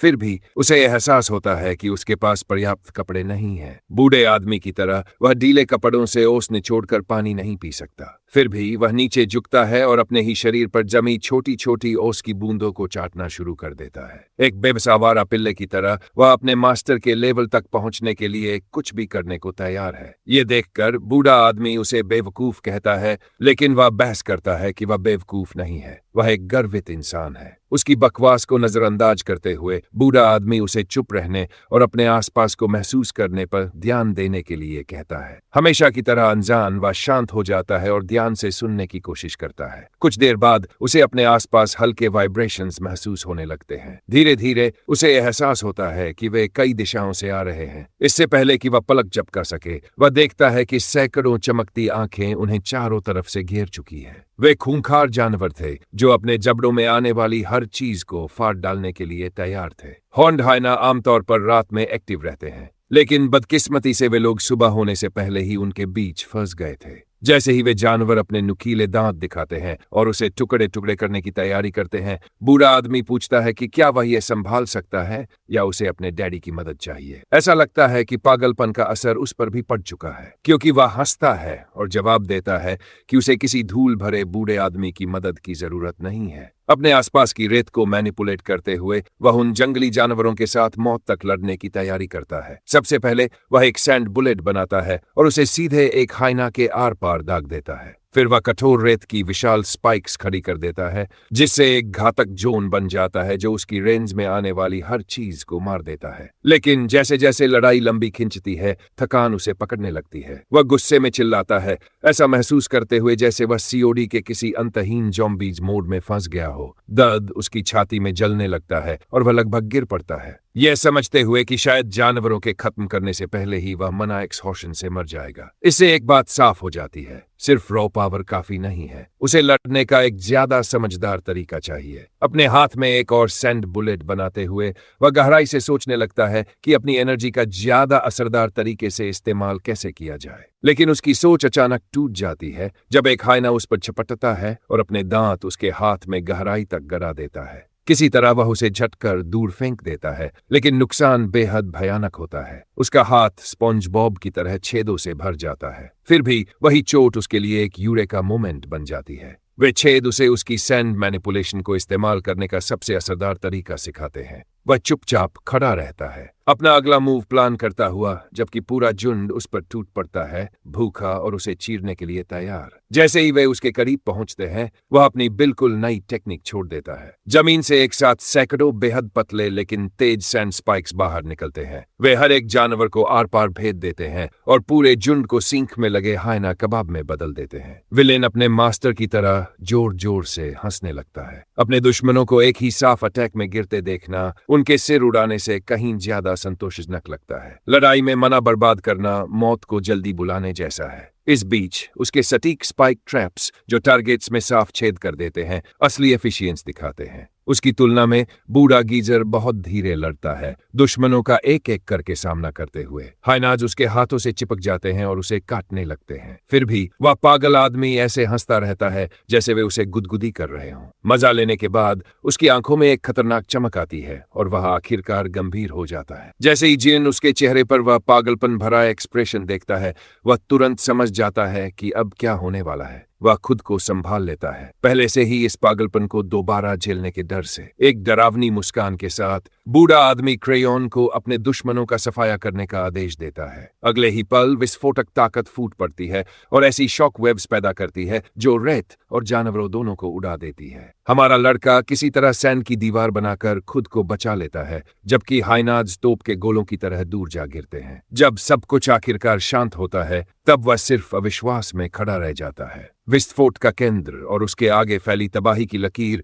उसे पूरी तरह खामोश कर देती है। इससे वह सोचने पर मजबूर हो जाता है कि क्या डिओडिन सच में इंसान भी है, क्योंकि कोई सामान्य इंसान बिना किसी स्किल के ऐसा नहीं कर सकता। उसी समय उसे एहसास होता है कि ऐसे मॉन्स्टर के सामने घमंडी बनना जल्दी मरने का सबसे आसान तरीका है। इस बीच डिओडिन जोर जोर से खांसने लगता है, उसी धूल से घुटता हुआ जो उसने खुद उड़ाई थी। उसी मौके का फायदा उठाते हुए हॉर्न्ड हायनाज का अल्फा उस पर झपट पड़ता है और अपने बिजली से भरे सींग से उसे भेद देता है। अचानक हुए इस हमले से बूढ़ा आदमी हल्का सा हैरान होकर नीचे देखता है और सोचता है कि इस जानवर के आसपास कोई अजीब मैजिक फील्ड क्यों है। उसने साफ तौर पर उसे कम आंका था, क्योंकि यह कम से कम बी रैंक का था। उसे जानलेवा हालत में देखकर जियोन घबरा जाता है और चिल्लाकर उसे सावधान रहने को कहता है, लेकिन उसकी चिंता पूरी तरह बेकार निकलती है। डिओडिन आराम से हायना का सींग पकड़ लेता है, जैसे वह उसी का हो, और उसके अंदर दौड़ती बिजली पर मुश्किल से कोई रिएक्शन देता है। हमारा प्रोटागोनिस्ट जैसे एरर 404 स्क्रीन पर पहुंच जाता है, समझ ही नहीं पाता कि वह कैसी क्वांटम फिजिक्स देख रहा है। यहाँ तक कि अल्फा भी डर जाती है और पीछे हटने लगती है जब वह उस बूढ़े पागल को अपनी बिजली का मजा लेते हुए देखती है, जैसे वह उसकी दर्द भरी मांसपेशियों की मसाज कर रही हो। अपनी मसाज खत्म होने के बाद वह बेचारे जानवर को बता देता है कि अब इसका अंत आ चुका है। वह अल्फा के ऊपर कूदता है और अपनी तलवार उसके शरीर में गहराई तक घुसा देता है, जिससे पूरा युद्ध क्षेत्र खून से भर जाता है। यह देखकर जियोन समझ जाता है कि वह इस आदमी की चिंता करके कितना बड़ा बेवकूफ था। लड़ाई खत्म होने के बाद दोनों हॉर्न्ड हायनाज से काम की चीजें निकालने लगते हैं। अल्फा की खाल पहने हुए हमारा लड़का डिओडिन से पूछता है कि वे आखिर यहाँ से कब निकलेंगे। वह यह देखकर हैरान होता है कि बूढ़ा आदमी सींग भी इकट्ठा कर रहा है। डिओडिन समझाता है कि वे बिजली आधारित वेपन्स बनाने के लिए कीमती मटेरियल हैं। अचानक बूढ़ा आदमी उसकी तरफ एक डैगर फेंक देता है और उसे शिकार करने के लिए एक वेपन दे देता है। वह साफ कर देता है कि अब से लड़के को अपना खाना खुद ढूंढना होगा। अब कोई फ्री चीज नहीं मिलेगी, क्योंकि हॉर्न्ड हायना का मांस ज्यादातर जहरीला होता है। एक गलत बाइट भी उसे मार सकती है। सिर्फ उसके फ्लैंक का मसल खाने के लिए सुरक्षित है। जब डिओडिन खुद आराम से मांस काट रहा होता है, तब वह नोटिस करता है कि लड़का बस उसे घूर रहा है। वह तुरंत उस पर चिल्लाता है कि घूरना बंद करे। अगर उसे जिंदा रहना है तो सूरज निकलने से पहले खुद का खाना ढूंढना बेहतर होगा। इसके बाद हमारा लड़का खुद मांस निकालना शुरू कर देता है, जब तक आखिरकार सूरज नहीं निकल आता। अब वह पहले से कहीं ज्यादा अनुभवी दिखता है। भले ही उसके पास अभी भी पानी का सही स्रोत नहीं है, लेकिन उसके बैग में काफी मांस जमा हो चुका है। इसके ऊपर उसकी सैंड वॉकिंग स्किल दिन में चलना बेहद आसान बना देती है। थोड़ा घमंडी होकर वह बूढ़े आदमी को चिढ़ाते हुए पूछता है कि क्या उसे चलने में दिक्कत हो रही है और क्या वह उसकी शानदार एबिलिटी से जल रहा है। इस बार वह सच में बूढ़े आदमी के मुक्के से बच जाता है और परेशान करने वाले बच्चे की तरह जीभ निकाल देता है। लेकिन क्रेयोन से किया गया दूसरा वार उसके दिमाग को तुरंत सही जगह पर ले आता है। रेत थूकते हुए डियोडिन साफ साफ कहता है कि उसकी पीठ में बहुत दर्द हो रहा है और कोई सस्ती वॉकिंग ट्रिक उसे खास नहीं बनाती। जिन मुंह फुलाकर कहता है कि वह तो बस मजाक कर रहा था, उसे पहले से ही प्यास लगी हुई थी और अब उसका मुंह सूखी रेत से भर गया है। तभी उसे एहसास होता है कि कुछ अलग है। उसका मुंह अब उतना सूखा नहीं लग रहा, हवा थोड़ी नम महसूस हो रही है। एक पल के लिए उसे लगता है कि शायद वह भ्रम देख रहा है, लेकिन डियोडिन के चेहरे का एक्सप्रेशन साबित कर देता है कि यह सच है। उनके सामने वाली रेत की पहाड़ी के दूसरी तरफ वह चीज मौजूद थी जिसे हर रेगिस्तानी यात्री देखने का सपना देखता है, एक डेजर्ट ओएसिस। रेत की पहाड़ी पर चढ़ते हुए जियोन खुशी से चिल्लाने लगता है क्योंकि वह पहली बार अपनी असली जिंदगी में एक चील देख रहा था। वह सारी सावधानियों को नजरअंदाज कर देता है और रेत पर फिसलते हुए नीचे भागता है, उस ताजगी भरे और जीवन देने वाले पानी के लिए बेताब होकर। बूढ़ा गीजर निराशा में जीप क्लिक करता है लेकिन उसे रोकता नहीं। हमारा हीरो सीधे पानी के किनारे तक भागता है और अपना सिर पानी में डुबो देता है ताकि उसकी सूखी त्वचा जरूरी नमी सोख सके। वह अपनी आंखें बंद कर लेता है और अपने विचारों को बहने देता है। यहाँ आने के बाद से वह लगातार रेगिस्तान की जलती गर्मी में फंसा हुआ था और ये पहली बार था जब उसने अपने शरीर को ठंडा होने दिया। वह अचानक अपने ख्यालों से बाहर निकल आता है जब उसे झील की गहराइयों के अंदर एक तेज चमकती रोशनी दिखाई देती है। जिन उसे लगातार घूरते हुए उनींदा महसूस करने लगता है और धीरे धीरे उसकी सांस खत्म होने लगती है। अचानक डियोडिन उसका नाम पुकारता है और पूरी रफ्तार से ढलान से नीचे भागता है, लेकिन हमारा हीरो वहीं जमे रहता है, इस बात से पूरी तरह अनजान कि एक विशाल समुद्री मॉन्स्टर धीरे धीरे उसकी तरफ बढ़ रहा है। आखिरी पल में बूढ़ा आदमी उसे बाहर खींचने में कामयाब हो जाता है, ठीक उससे पहले कि वह मछलियों का खाना बन जाता। जिन को जमीन पर फेंककर डियोडिन हवा में छलांग लगाता है और सीधे उस फिश मॉन्स्टर का सामना करता है। अपनी तलवार के एक साफ वार से वह उस विशाल जीव को तुरंत खत्म कर देता है। इस बीच हमारा लड़का ये सब होते हुए देखता रहता है, लेकिन ओएसिस के ऊपर बनते इंद्रधनुष को देखकर उसका ध्यान भटक जाता है। बूढ़ा गीजर उस विशाल मछली को पानी से बाहर खींचता है और समझाता है कि ये एक सैंड एंगलर है। ये मछली अपने सिर पर लगी रोशनी से शिकार को हिप्नोटाइज करती है, फिर उसे निगल जाती है। उसका एक्सप्रेशन अचानक गंभीर हो जाता है और वह हमारे लड़के की पूरी बदतमीजी निकाल देता है। बूढ़ा आदमी उसे डांटना शुरू कर देता है कि उसने सिखाई गई सारी बातें भूलकर बहुत ज्यादा लापरवाही दिखाई है। डियोडिन आगे कहता है कि उसके जैसे लापरवाह बेवकूफ हमेशा रेगिस्तान के इस निर्दयी माहौल में सबसे पहले मरते हैं। जियोन बस हाँ कह पाता है और बूढ़ा आदमी एक लंबी सांस छोड़ता है,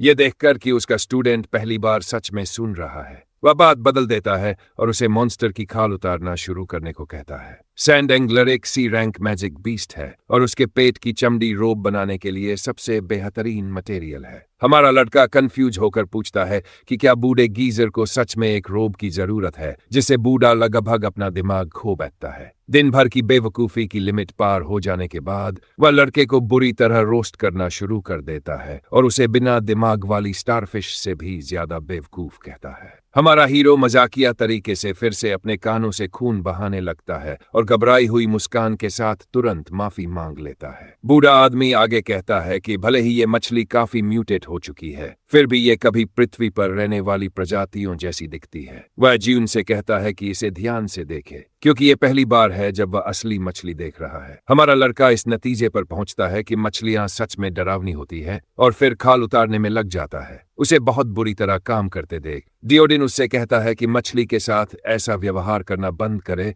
जैसे वह अपनी दादी की मसाज कर रहा हो। हमारा हीरो उसे अपने काम से काम रखने को कहता है, लेकिन फिर दोबारा काम पर ध्यान देता है। उसे एहसास होता है कि चमड़ी इतनी मजबूत है कि सामान्य चाकू से नहीं कट सकती। तब जियोन अपने ब्लेड में मना भरता है जिससे वह इतना तेज हो जाता है कि आसानी से चमड़ी काट सके। वह चाकू से स्केल्स निकालता है और उन्हें छोटी सुइयों में बदल देता है। धागे के लिए वह उन टेंडन्स का इस्तेमाल करने का फैसला करता है जो मांस को हड्डियों से जोड़ते हैं। इतने सारे वस्कर जीतने लायक आइडियाज होने के बावजूद आखिर में जो रोब बनता है वह पूरी तरह बेकार निकलता है। मरी हुई मछली के सहारे आराम करते हुए बूढ़ा आदमी उसे इतनी अच्छी पकड़ को इतनी बेकार चीज में बदलने के लिए रोस्ट करता है, लेकिन हमारा लड़का वहीं नहीं रुकता और फिर से कोशिश करने का फैसला करता है। क्योंकि उसके पास अभी काफी मटेरियल बचा हुआ है। कुछ घंटों बाद वह आखिरकार सफल हो जाता है और एक तैयार रोब उठाकर दिखाता है जो सच में काफी अच्छा दिखता है। जियुन थोड़ा ज्यादा उत्साहित हो जाता है और कहता है कि वह शायद इन्हें बेचकर अच्छा मुनाफा कमा सकता है और अपनी खुद की टेलर शॉप भी खोल सकता है। बूढ़ा आदमी उसका नाम पुकारता है, जिससे वह तुरंत चिल्लाकर कहता है कि वह रोब नहीं देने वाला। लेकिन डियोडिन इसके बजाय उसे एक बड़े थैले जैसे अंग को उठाकर दिखाता है जिससे अभी भी खून टपक रहा होता है। वह हमारे लड़के से कहता है कि इस गॉल ब्लैडर को खाना शुरू करे क्योंकि यह बहुत दुर्लभ और शक्तिशाली दवा है। जियोन बहस करने की कोशिश करता है, लेकिन बूढ़ा आदमी उसके डर की पुष्टि कर देता है कि अगर उसने मना किया तो उसे मार दिया जाएगा। फिर वह भारी अंग उसके हाथों में गिरा देता है, अपने हाथों के थक जाने की शिकायत करते हुए। अपने सामने पड़े उस घिनौने मांस को देखकर हमारा हीरो एक पल के लिए हिचकिचाता है, लेकिन फिर भूखे इंसान की तरह खाना शुरू कर देता है। भले ही उसका स्वाद टूथपेस्ट के बाद संतरे के जूस से भी ज्यादा कड़वा लगता है, फिर भी वह उसे लगातार निगलता रहता है क्योंकि वह पिट पिट कर मरना नहीं चाहता। अजीब बात यह होती है कि कुछ बाइट्स के बाद भी उसे लगता है कि उसकी भूख खत्म नहीं हुई और वह लगातार ज्यादा से ज्यादा खाता जाता है। जैसे ही वह उसे खत्म करता है, बूढ़ा आदमी उसे चेतावनी देता है कि अब उसके जलने का समय आ गया है। यह सुनकर ज्यून चौंक जाता है और सोचता है कि बूढ़ा गीजर आखिर क्या बकवास कर रहा है। इसके तुरंत बाद उसका गला कसने लगता है और वह घुटने लगता है। अंदर से उसे ऐसा महसूस होता है जैसे कोई चेर्नोबिल रिएक्टर फट रहा हो। उसका पूरा शरीर नियंत्रण से बाहर हो जाता है क्योंकि भयानक गर्मी हर तरफ फैलने लगती है। वह असहनीय दर्द में चीखने लगता है, जबकि बूढ़ा आदमी उसे बच्चे की तरह बर्ताव करना बंद करने को कहता है। फिर वह मोनोलॉग शुरू कर देता है, कहते हुए कि जिंदगी की हर चीज इस ओएसिस की तरह है कि सब कुछ ऐसे गायब हो जाएगा जैसे वह कभी था ही नहीं। वह समझाता है कि सैंड एंगलर्स दोबारा जम लेते हैं जिससे यह चक्र संतुलित बना रहता है। लेकिन इससे पहले कि वह आगे बोल सके, हमारा लड़का उसे बीच में रोक देता है और कहता है कि यह दुख भरी इमोशनल कहानियां बंद करे और उसकी मदद करे। यहाँ तक कि जब वह बच्चे को जमीन पर नमक छूने के बाद तरपते केंचुए की तरह तरपते हुए देखता है, तब भी वह कुछ नहीं करता और बस जाकर सो जाता है। अगले दिन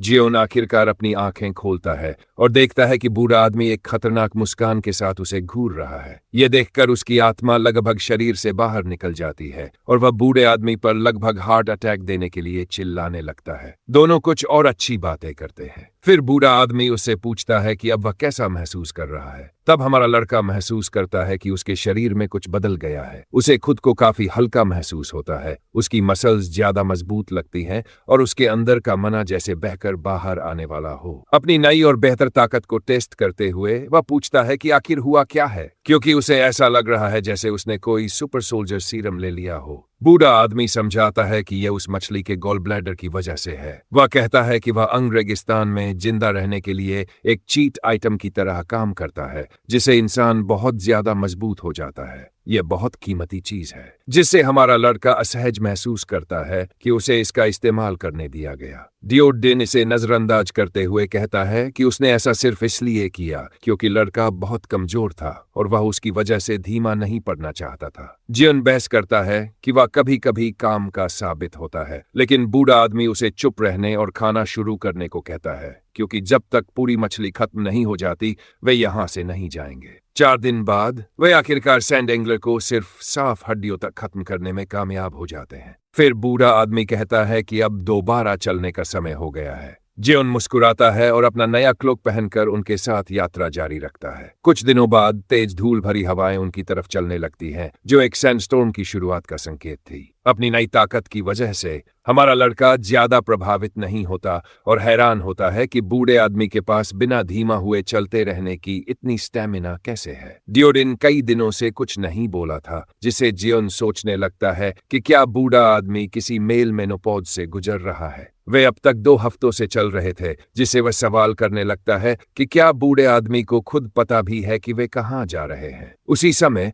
एक विशाल चींटी मॉन्स्टर जियोन के पीछे दिखाई देता है, लेकिन वह तुरंत एक सैंड बीम अटैक से जवाब देता है। वह सोचता है कि उन्हें अभी और कितना दूर जाना है, लेकिन तभी उसे एहसास होता है कि चींटी मॉन्स्टर अभी भी जिंदा है। इससे उसका ध्यान पूरी तरह उस पर चला जाता है और वह मानता है कि वह जीव उम्मीद से ज्यादा मजबूत है। उसने बिना परेशानी के वहां से निकलने की उम्मीद की थी, लेकिन चीजें उसके हिसाब से नहीं चलती। अपनी सेंड एबिलिटीज का इस्तेमाल करते हुए वह और ज्यादा चींटियों को अपनी तरफ आते हुए महसूस करता है और फैसला करता है कि वह सीधे उनका सामना करेगा। अपना हाथ रेत में घुसाकर वह चींटियों को सतह पर आने के लिए मजबूर कर देता है और वे धीरे धीरे उसे चारों तरफ से घेरने लगती हैं। चींटियों के झुंडों को लगातार खत्म करते करते जियोन बुरी तरह बोर हो चुका था। फिर भी वह लगातार सैंड ब्लास्ट करता रहा। उसकी टेक्निक बहुत कम समय में साफ तौर पर बेहतर हो चुकी थी। सोचने पर उसे एहसास होता है कि सैंड स्टॉर्म वाले दिन उसकी ताकत के लिए वास्तव में काफी शानदार थे। जहां तक नजर जाती थी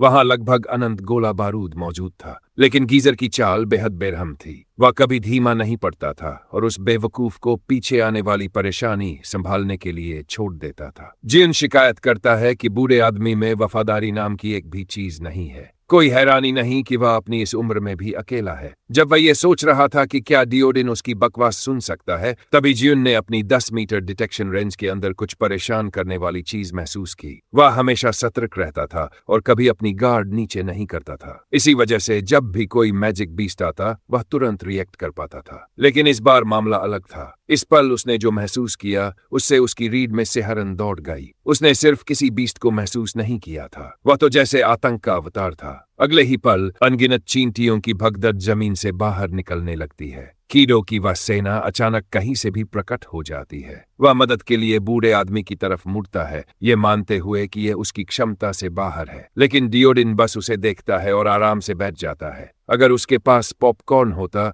तो शायद वह उसे खाते हुए तमाशा देखता। जिन समझ जाता है कि कोई मदद आने वाली नहीं है। वैसे भी वह हमेशा मुश्किल आने पर उस गीजर के पास रोता नहीं रह सकता। ऐसा हो ही नहीं सकता था कि उस बूढ़े खूस्ट ने आने वाले खतरे को महसूस किया हो। ये एक क्वेस्ट था, किसी तरह की परीक्षा। चाहे ये कीड़े 1000 हों या 10,000, कीड़े आखिर कीड़े ही होते हैं। इसलिए वह घूमती हुई रेत का एक विशाल गोला बनाता है और पूरी सेना को उसके अंदर फंसा देता है। उसे उस गोले को संभाल कर रखना बेहद मुश्किल हो रहा था और तभी एक और झुंड आकर उसकी लय तोड़ देता है। जियोन का कॉन्फिडेंस टूटने लगता है जब उसे कचरे की बोरी की तरह घसीटा जाने लगता है। वह चींटियों को चुनौती देने लगता है कि वे आदमी की तरह एक के बाद एक उससे लड़े, झुंड बनाकर नहीं। लेकिन उसकी उकसाहट बेकार जाती है। वे उसे ऐसे घेरती रहती हैं जैसे वह रेगिस्तान की सबसे मीठी चीज हो। खुशकिस्मती से उसे मौका मिल जाता है कि वह अपने पैरों के नीचे की रेत को कठोर कर सके और उसे उड़ने के लिए प्लेटफॉर्म की तरह इस्तेमाल करे। लेकिन ऊंचाई मिलने के बाद भी चींटियां उस तक पहुंचने का तरीका ढूंढ लेती हैं, खुद को जोड़कर एक विशाल चींटी का टीला बनाते हुए। वह जल्दी से और ऊंचाई पर उड़ जाता है ताकि स्थिति को अच्छे से देख सके। जियुन सोचता है कि अब वह सुरक्षित है, लेकिन वह बुरी तरह गलत साबित होता है। किसने सोचा होगा कि विशाल चींटियां खुद को जोड़कर उससे भी बड़ा चींटी का टीला बना सकती है। वह लगभग खुद को ही गोली मार लेता जब उसका सैंड फ्लायर अचानक रुक जाता है। कीड़ों की डरावनी चीखें पूरे माहौल में गूंजने लगती है क्योंकि वे जियोन के पैर को ऐसे पकड़ लेती है जैसे उनकी जान उसी पर टिकी हो। वह पूरी तरह बेबस होकर अपने टखने से घसीटा जाता है और बेरहमी से रेत में पटक दिया जाता है। जियोन को दोबारा उठने में पूरा 1 मिनट लग जाता है। वह जोर जोर से सांस लेता है और खून उगलते हुए ऊपर देखता है। जब वह ऊपर देखता है तब बूढ़ा आदमी अब भी उसी बोर चेहरे के साथ तमाशा देख रहा होता है। उसकी वही बेरुखी जियुन को आगे बढ़ते रहने के लिए काफी ताकत दे देती है। वह साबित करना चाहता था कि वह इस मुसीबत से बच सकता है। लड़ाई शुरू होने के बाद पहली बार डिओडिन थोड़ा पॉजिटिव रिएक्शन दिखाता है। उसे लड़के का जज्बा पसंद आता है, भले ही वह अभी भी बेवकूफ ही हो। रेत के अलावा कुछ भी न बची इस दुनिया में। जियोन की ताकत किसी आशीर्वाद से कम नहीं थी। आखिरकार वह उस ताकत का इस्तेमाल करके आराम की जिंदगी जी सकता था, लेकिन वहीं उसका अंत भी हो जाता, एक खोखली जिंदगी। वे संकीर्ण सोच वाले बेवकूफ भ्रमों में जीने के दीवाने हैं। उन्हें ये तक नहीं पता कि दुनिया आखिर ऐसी बनी ही क्यों। अवेकन का असली मकसद अपनी स्किल्स को उनकी अंतिम सीमा तक मास्टर करना, इस्तेमाल करना और विकसित करना है। ये ताकत किसी फैक्ट्री में बने एक जैसे सैनिकों के लिए नहीं है। शायद डिओडिन उन गिने चुने लोगों में से एक है जिन्हें अब भी सब याद है। ज्यादातर लोग उस त्रासदी को भूल चुके हैं जिसने 100 साल पहले दुनिया की नींव तक हिला दी थी। उस समय डियोडिन पूरी तरह बेकार था। उसने गिनती खो दी थी कि कितने लोग उसकी आंखों के सामने बेकार में मर गए। उसके साथ ही पड़ोसी, यहाँ तक कि उसका परिवार भी उस आपदा का शिकार हो गए थे। लेकिन सबसे ज्यादा दर्द उसे अपनी बेटी को खोने का हुआ। उसने खुद को कभी इतना बेबस महसूस नहीं किया था। उसने अपने सारे प्रिय लोगों को खो दिया, जबकि वह खुद एक बेकार बेवकूफ की तरह जमे खड़ा रहा। लेकिन यह लड़का जिन अलग है। वह कभी नहीं डगमगाया, यहाँ तक कि जब हालात पूरी तरह उसके खिलाफ थे। अगर वह इतना पागल बना रहा कि खुद को जिंदगी और मौत की सीमा के बीच फेंकता रहे, तो उसके अंदर कुछ भी बनने की क्षमता है। उस खतरनाक सीमा पर चलते रहने से इंसान निश्चित रूप से हैरान कर देने वाली गति से मजबूत होता है। ऐसा लग रहा था जैसे जियन ने अपनी आखिरी बची हुई समझदारी भी खो दी हो। वह चींटियों की सेना के सामने हंसने लगता है। लड़ाई के बीच में वह एक नई स्किल बनाता है जो ultra high compressed sand missile तैयार करती है। यह एक साधारण और कच्ची खोज थी, लेकिन उसकी विनाशकारी ताकत बिल्कुल असली थी। उसके हर मिसाइल में कंप्रेस्ड ग्रेविटी, हवा और उसकी पूरी एनर्जी भरी हुई थी। वह अपने हिस्सों के जोड़ से भी ज्यादा ताकतवर था। एक परफेक्ट तालमेल जिसने उसकी शक्ति को 10 गुना बढ़ा दिया। चींटियां उसे उसके एडॉप्ट करने से पहले मार नहीं पाई, इसलिए अब उनकी बारी थी कत्लेआम होने की। डियोडिन उस पंख को देखकर मुस्कुराता है जो अपनी छोटी सी खोज को लेकर बेहद उत्साहित हो रहा था। जब तक जियुन ने कीड़ों पर बमबारी खत्म की, तब तक आसपास की जमीन पूरी तरह बदल चुकी थी और कई जगहों पर विशाल गड्ढे बन चुके थे। वह खुद से बेहद खुश था। यह जश्न मनाने का मौका था। जियुन अपनी जीत के बारे में बूढ़े गीजर से शेखी बघारने के लिए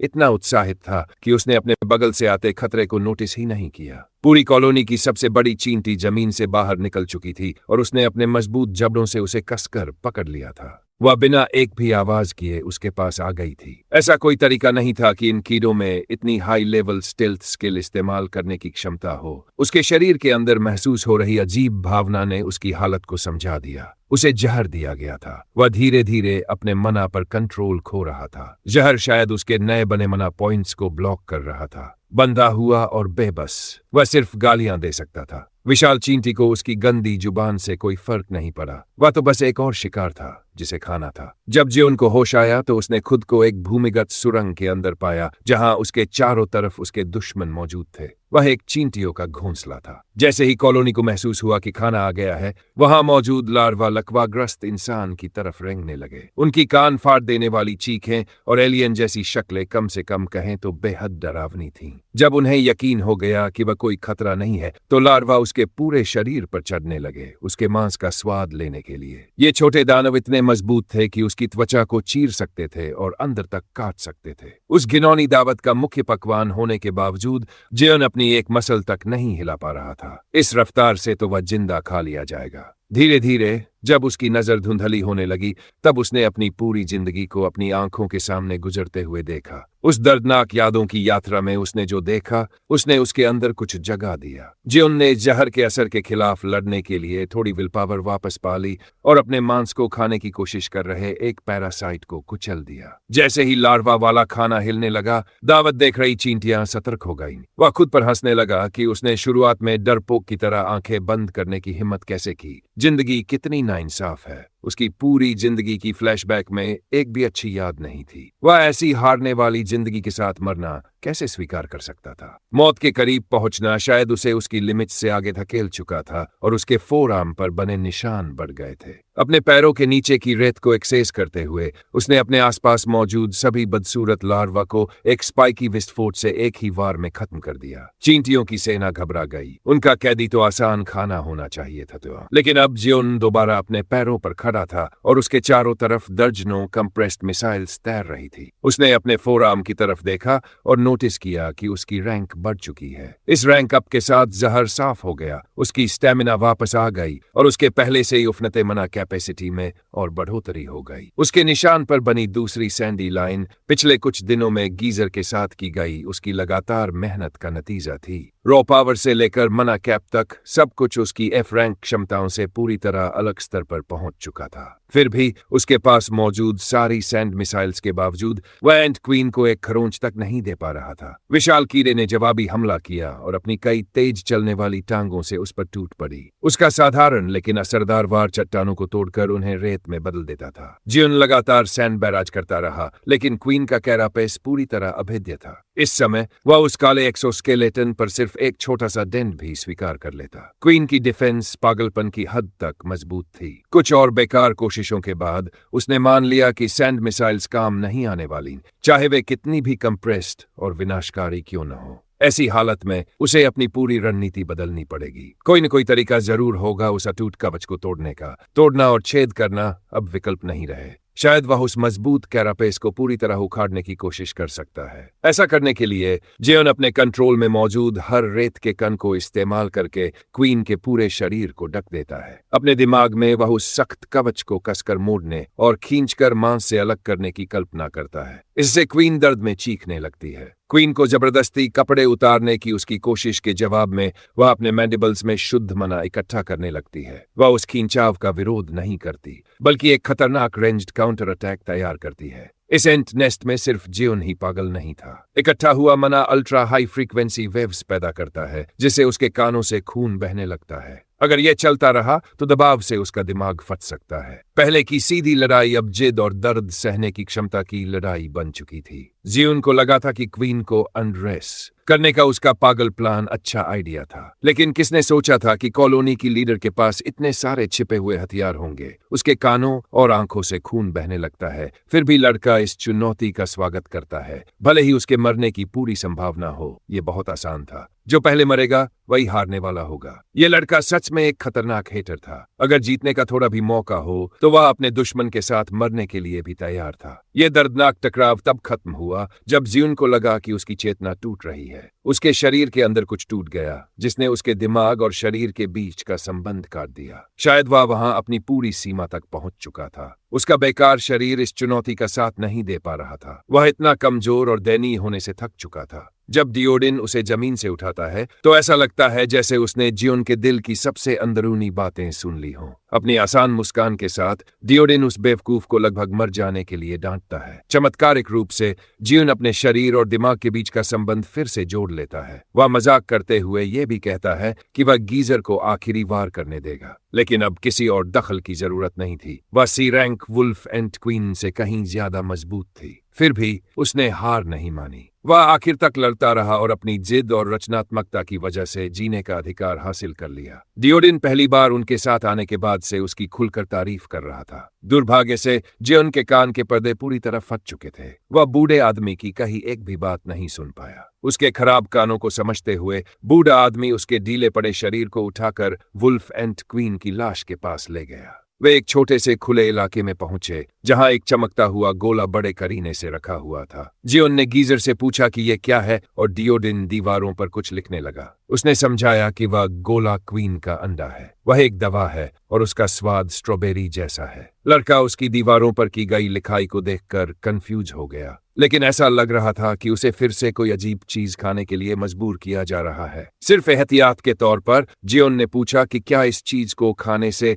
सैंड एंगलर के गॉल ब्लैडर जैसी दर्दनाक हालत होगी। डियोडिन ने जवाब दिया और माना कि इस अंडे को खाने से उसके मरने की पूरी संभावना है, लेकिन जियोन अपने गंभीर कानों की चोट की वजह से यह सुन नहीं पाया। आखिरकार उसने बूढ़े आदमी पर भरोसा करने का फैसला किया और अपना मुंह उस चमकते हुए अंडे के करीब ले गया। वह सिर्फ नियोसोल का एक स्ट्रीट रैट है। उसे ये तक नहीं पता कि स्ट्रॉबेरी का स्वाद कैसा होता है, लेकिन अगर इस चींटी के अंडे जैसा स्वाद स्ट्रॉबेरी का होता है तो स्ट्रॉबेरी जरूर बेहद स्वादिष्ट होगी। जियोन मजाक में और मांगने लगता है, लेकिन जैसे ही उसने अंडा निगला उसके चेहरे का रंग उड़ गया, क्योंकि उसे अपने शरीर में कुछ अजीब महसूस हुआ। उसके पूरे शरीर से खून के नुकीले कांटे बाहर निकलने लगे। जो खून बहना अभी अभी रुका था वह फिर से शुरू हो गया। वह अर्गन इन्वर्जन नाम की प्रक्रिया से गुजर रहा था। इसका सीधा मतलब है आंतों और शरीर के अंदरूनी अंगों का मरोड़ना और पलटना। सामान्य तौर पर क्वीन एंट का अंडा एक घातक जहर की तरह इस्तेमाल किया जाता है। उसकी थोड़ी सी मात्रा भी इंसान के अंदरूनी अंगों को जबरदस्ती उलट पुलट कर सकती है। उसे खाने वाले इंसान के अंग छिदने और मरोड़ने लगते हैं। ऐसा महसूस होता है जैसे किसी कांटेदार डंडे से उन्हें घुमाया जा रहा हो। ज्यादातर लोग अर्गन इन्वर्जन के दर्द और शौक से तुरंत मर जाते। जैसे जैसे वह भयानक दर्द उसके दिमाग पर हावी होने लगा,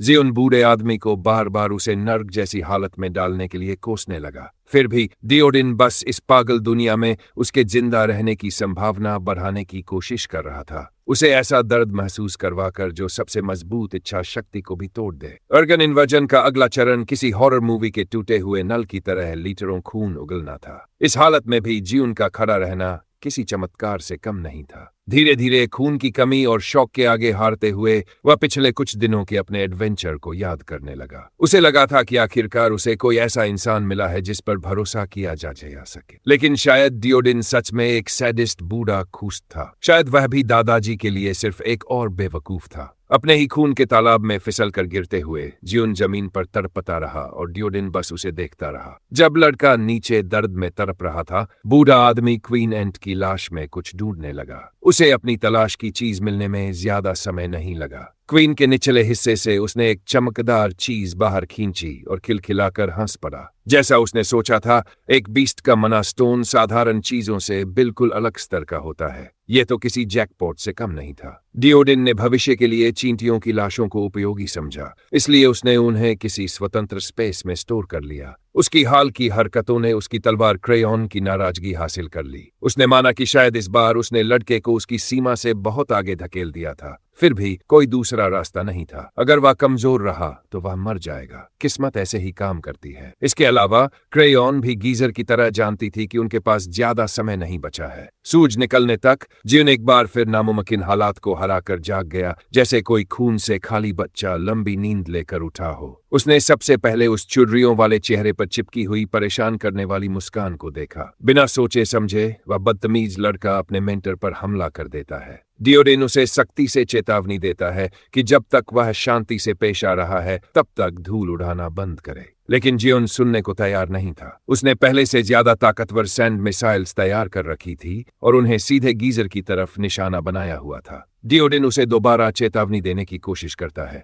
लेकिन इस बार लड़का सच में हमला कर देता है। उसे दोष भी नहीं दिया जा सकता। वह पूरी तरह ऑटो पायलट पर चल रहा था। जियोन पूरी तरह यही मान चुका था कि बूढ़े आदमी ने उसे जानबूझकर मारने की कोशिश की थी। उसकी रेत डियोडिन को पूरी तरह गहराई तक दबा देती है। वह किसी बदला लेने वाली आत्मा की तरह बोल और हरकत कर रहा था। रेत की लहरों के अलावा उसने चींटी कॉलोनी की दीवारों से लटक रही नुकीली स्टेलेक्टाइट्स को भी कंट्रोल किया। उसने बारीक रेत से उन विशाल नुकीले पत्थरों में से एक को काटकर बूढ़े आदमी के ऊपर गिरा दिया। उस लगातार किए गए हमलों ने उसकी पूरी ताकत खत्म कर दी। कॉम्बो शानदार था, लेकिन उसके मना और स्टेमिना की कीमत भी उतनी ही बड़ी थी। जब वह अपनी जान लेने की कोशिश के बारे में लगातार बकवास करता रहा, तब बूढ़ा आदमी बसाह भरता रहा और सच में उसकी अक्ल पर सवाल उठाने लगा। हाँ, क्वीन के अंडे में ऐसे टॉक्सिन्स हो सकते हैं जो उसका दिमाग खराब कर दे, लेकिन फिर भी ये बहाना नहीं बन सकता कि वह अपनी मोटी खोपड़ी में ची थोड़ी बहुत अक्ल का इस्तेमाल भी न करे। जियोन ये देखकर दंग रह गया कि गीजर अपनी जगह पर खड़ा रहा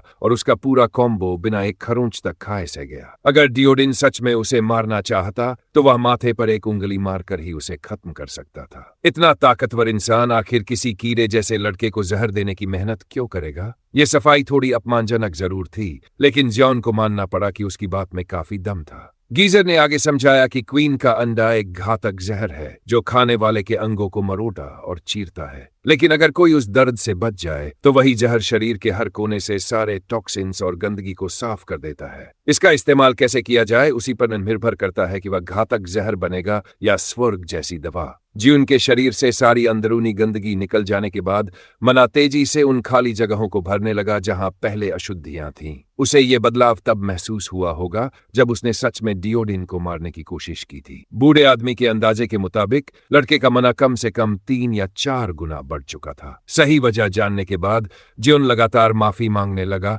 गीजर की बाहों में कूद गया और अपनी हरकतों को मानसिक हालत खराब होने का नतीजा बताने लगा। डियोडिन ने इस ड्रामे को ज्यादा गंभीरता से नहीं लिया। उसे बस ये गंदा लग रहा था कि कोई नाक बहाने वाला लड़का उसे गले लगाए हुए है। खुशकिस्मती से उस अंडे ने उसकी चोटें भी ठीक कर दी थी। उसके कानों के पर्दे फिर से सही हो गए थे और वह दोबारा गालियां सुन सकता था। जिन गीजर के विरोध करने के बावजूद उसे छोड़ने को तैयार नहीं था। अंदर ही अंदर डियोडिन अपनी तलवार से उस खतरे के बारे में बात कर रहा था जो उन्होंने लड़के को अंडा खिलाकर उठाया था। सच तो यह था कि जिन की आंसू भरी माफी सिर्फ आधी नकली थी, ताकि वह अपने सन की मेंटर को और ज्यादा नाराज न कर दे। फिर भी गीजर को लगता था कि यह खतरा उठाना सही था। अगर लड़का जल्दी मजबूत नहीं हुआ तो वह सिर्फ एक बोझ बनकर रह जाएगा। कभी कभी लापरवाह जुए काम कर जाते हैं, जैसे आज हुआ। डियोडिन जियोन को ऐसे उठा लेता है जैसे उसका कोई वजन ही न हो। अब इस उदास चींटी कॉलोनी से बाहर निकलने का समय आ गया था। वह थोड़ा कंफ्यूज था कि बूढ़े आदमी ने उसे फिर से क्यों उठा लिया, जबकि अब वह खुद आराम से चल सकता था। खैर, चूंकि उन्होंने जमीन के नीचे काफी समय बर्बाद कर दिया था, इसलिए दोबारा सतह पर पहुंचने का सिर्फ एक तेज तरीका बचा था। जब बूढ़े आदमी ने कॉलोनी की नुकीली छत की तरफ इशारा किया, तब जियोन समझ गया कि चाहे वह माने या नहीं, उसे चोट लगने वाली है। कुछ ही पलों बाद शांत रेतीले रेगिस्तान की सतह नीचे से अचानक हुए विस्फोट जैसी एंट्री से टूट गई। डियोडिन पूरी मस्ती में था, पूरी रफ्तार से आगे बढ़ते हुए, लेकिन जियोन को उसकी ये पागल स्पीड बिल्कुल पसंद नहीं थी। वे एक बार के लिए सामान्य इंसानों की तरह यात्रा क्यों नहीं कर सकते थे? अगर वह बेवकूफ लगातार 4 दिनों तक सोया न होता, तो शायद गीजर आराम से इस बंजर जमीन पर धीरे धीरे चलने के आइडिया के लिए तैयार हो जाता। डियोडिन को उस इंसान के लिए बुरा महसूस हुआ जो भविष्य में इस दयनीय लड़के से शादी करेगा। उनकी मजाक और छेड़छाड़ तब रुक गई जब गीजर ने दूर कुछ देखा। जियोन ने दावा किया कि अब उसे कुछ भी हैरान नहीं कर सकता, लेकिन जैसे ही उसने बूढ़े आदमी की नजरों की दिशा में देखा, वह तुरंत चुप हो गया। उनके सामने एक विशाल जमीन पर चलने वाला कछुआ था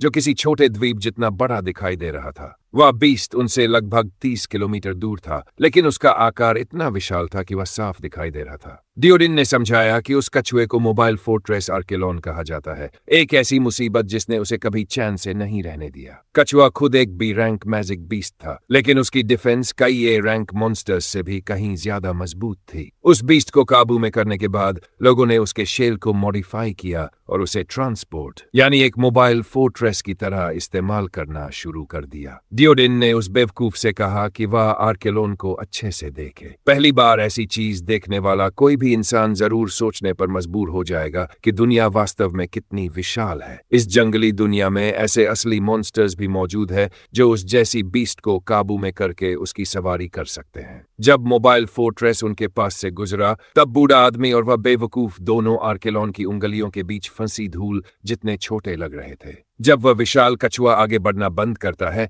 तब उसके शेल से कोई नीचे जमीन पर कूदता है। जिस तरह वह इंसान गीजर से परिचित लग रहा था, उससे साफ था कि वे दोनों एक दूसरे को जानते थे। इन दोनों बूढ़ी हड्डियों की मुलाकात हुए काफी लंबा समय बीत चुका था।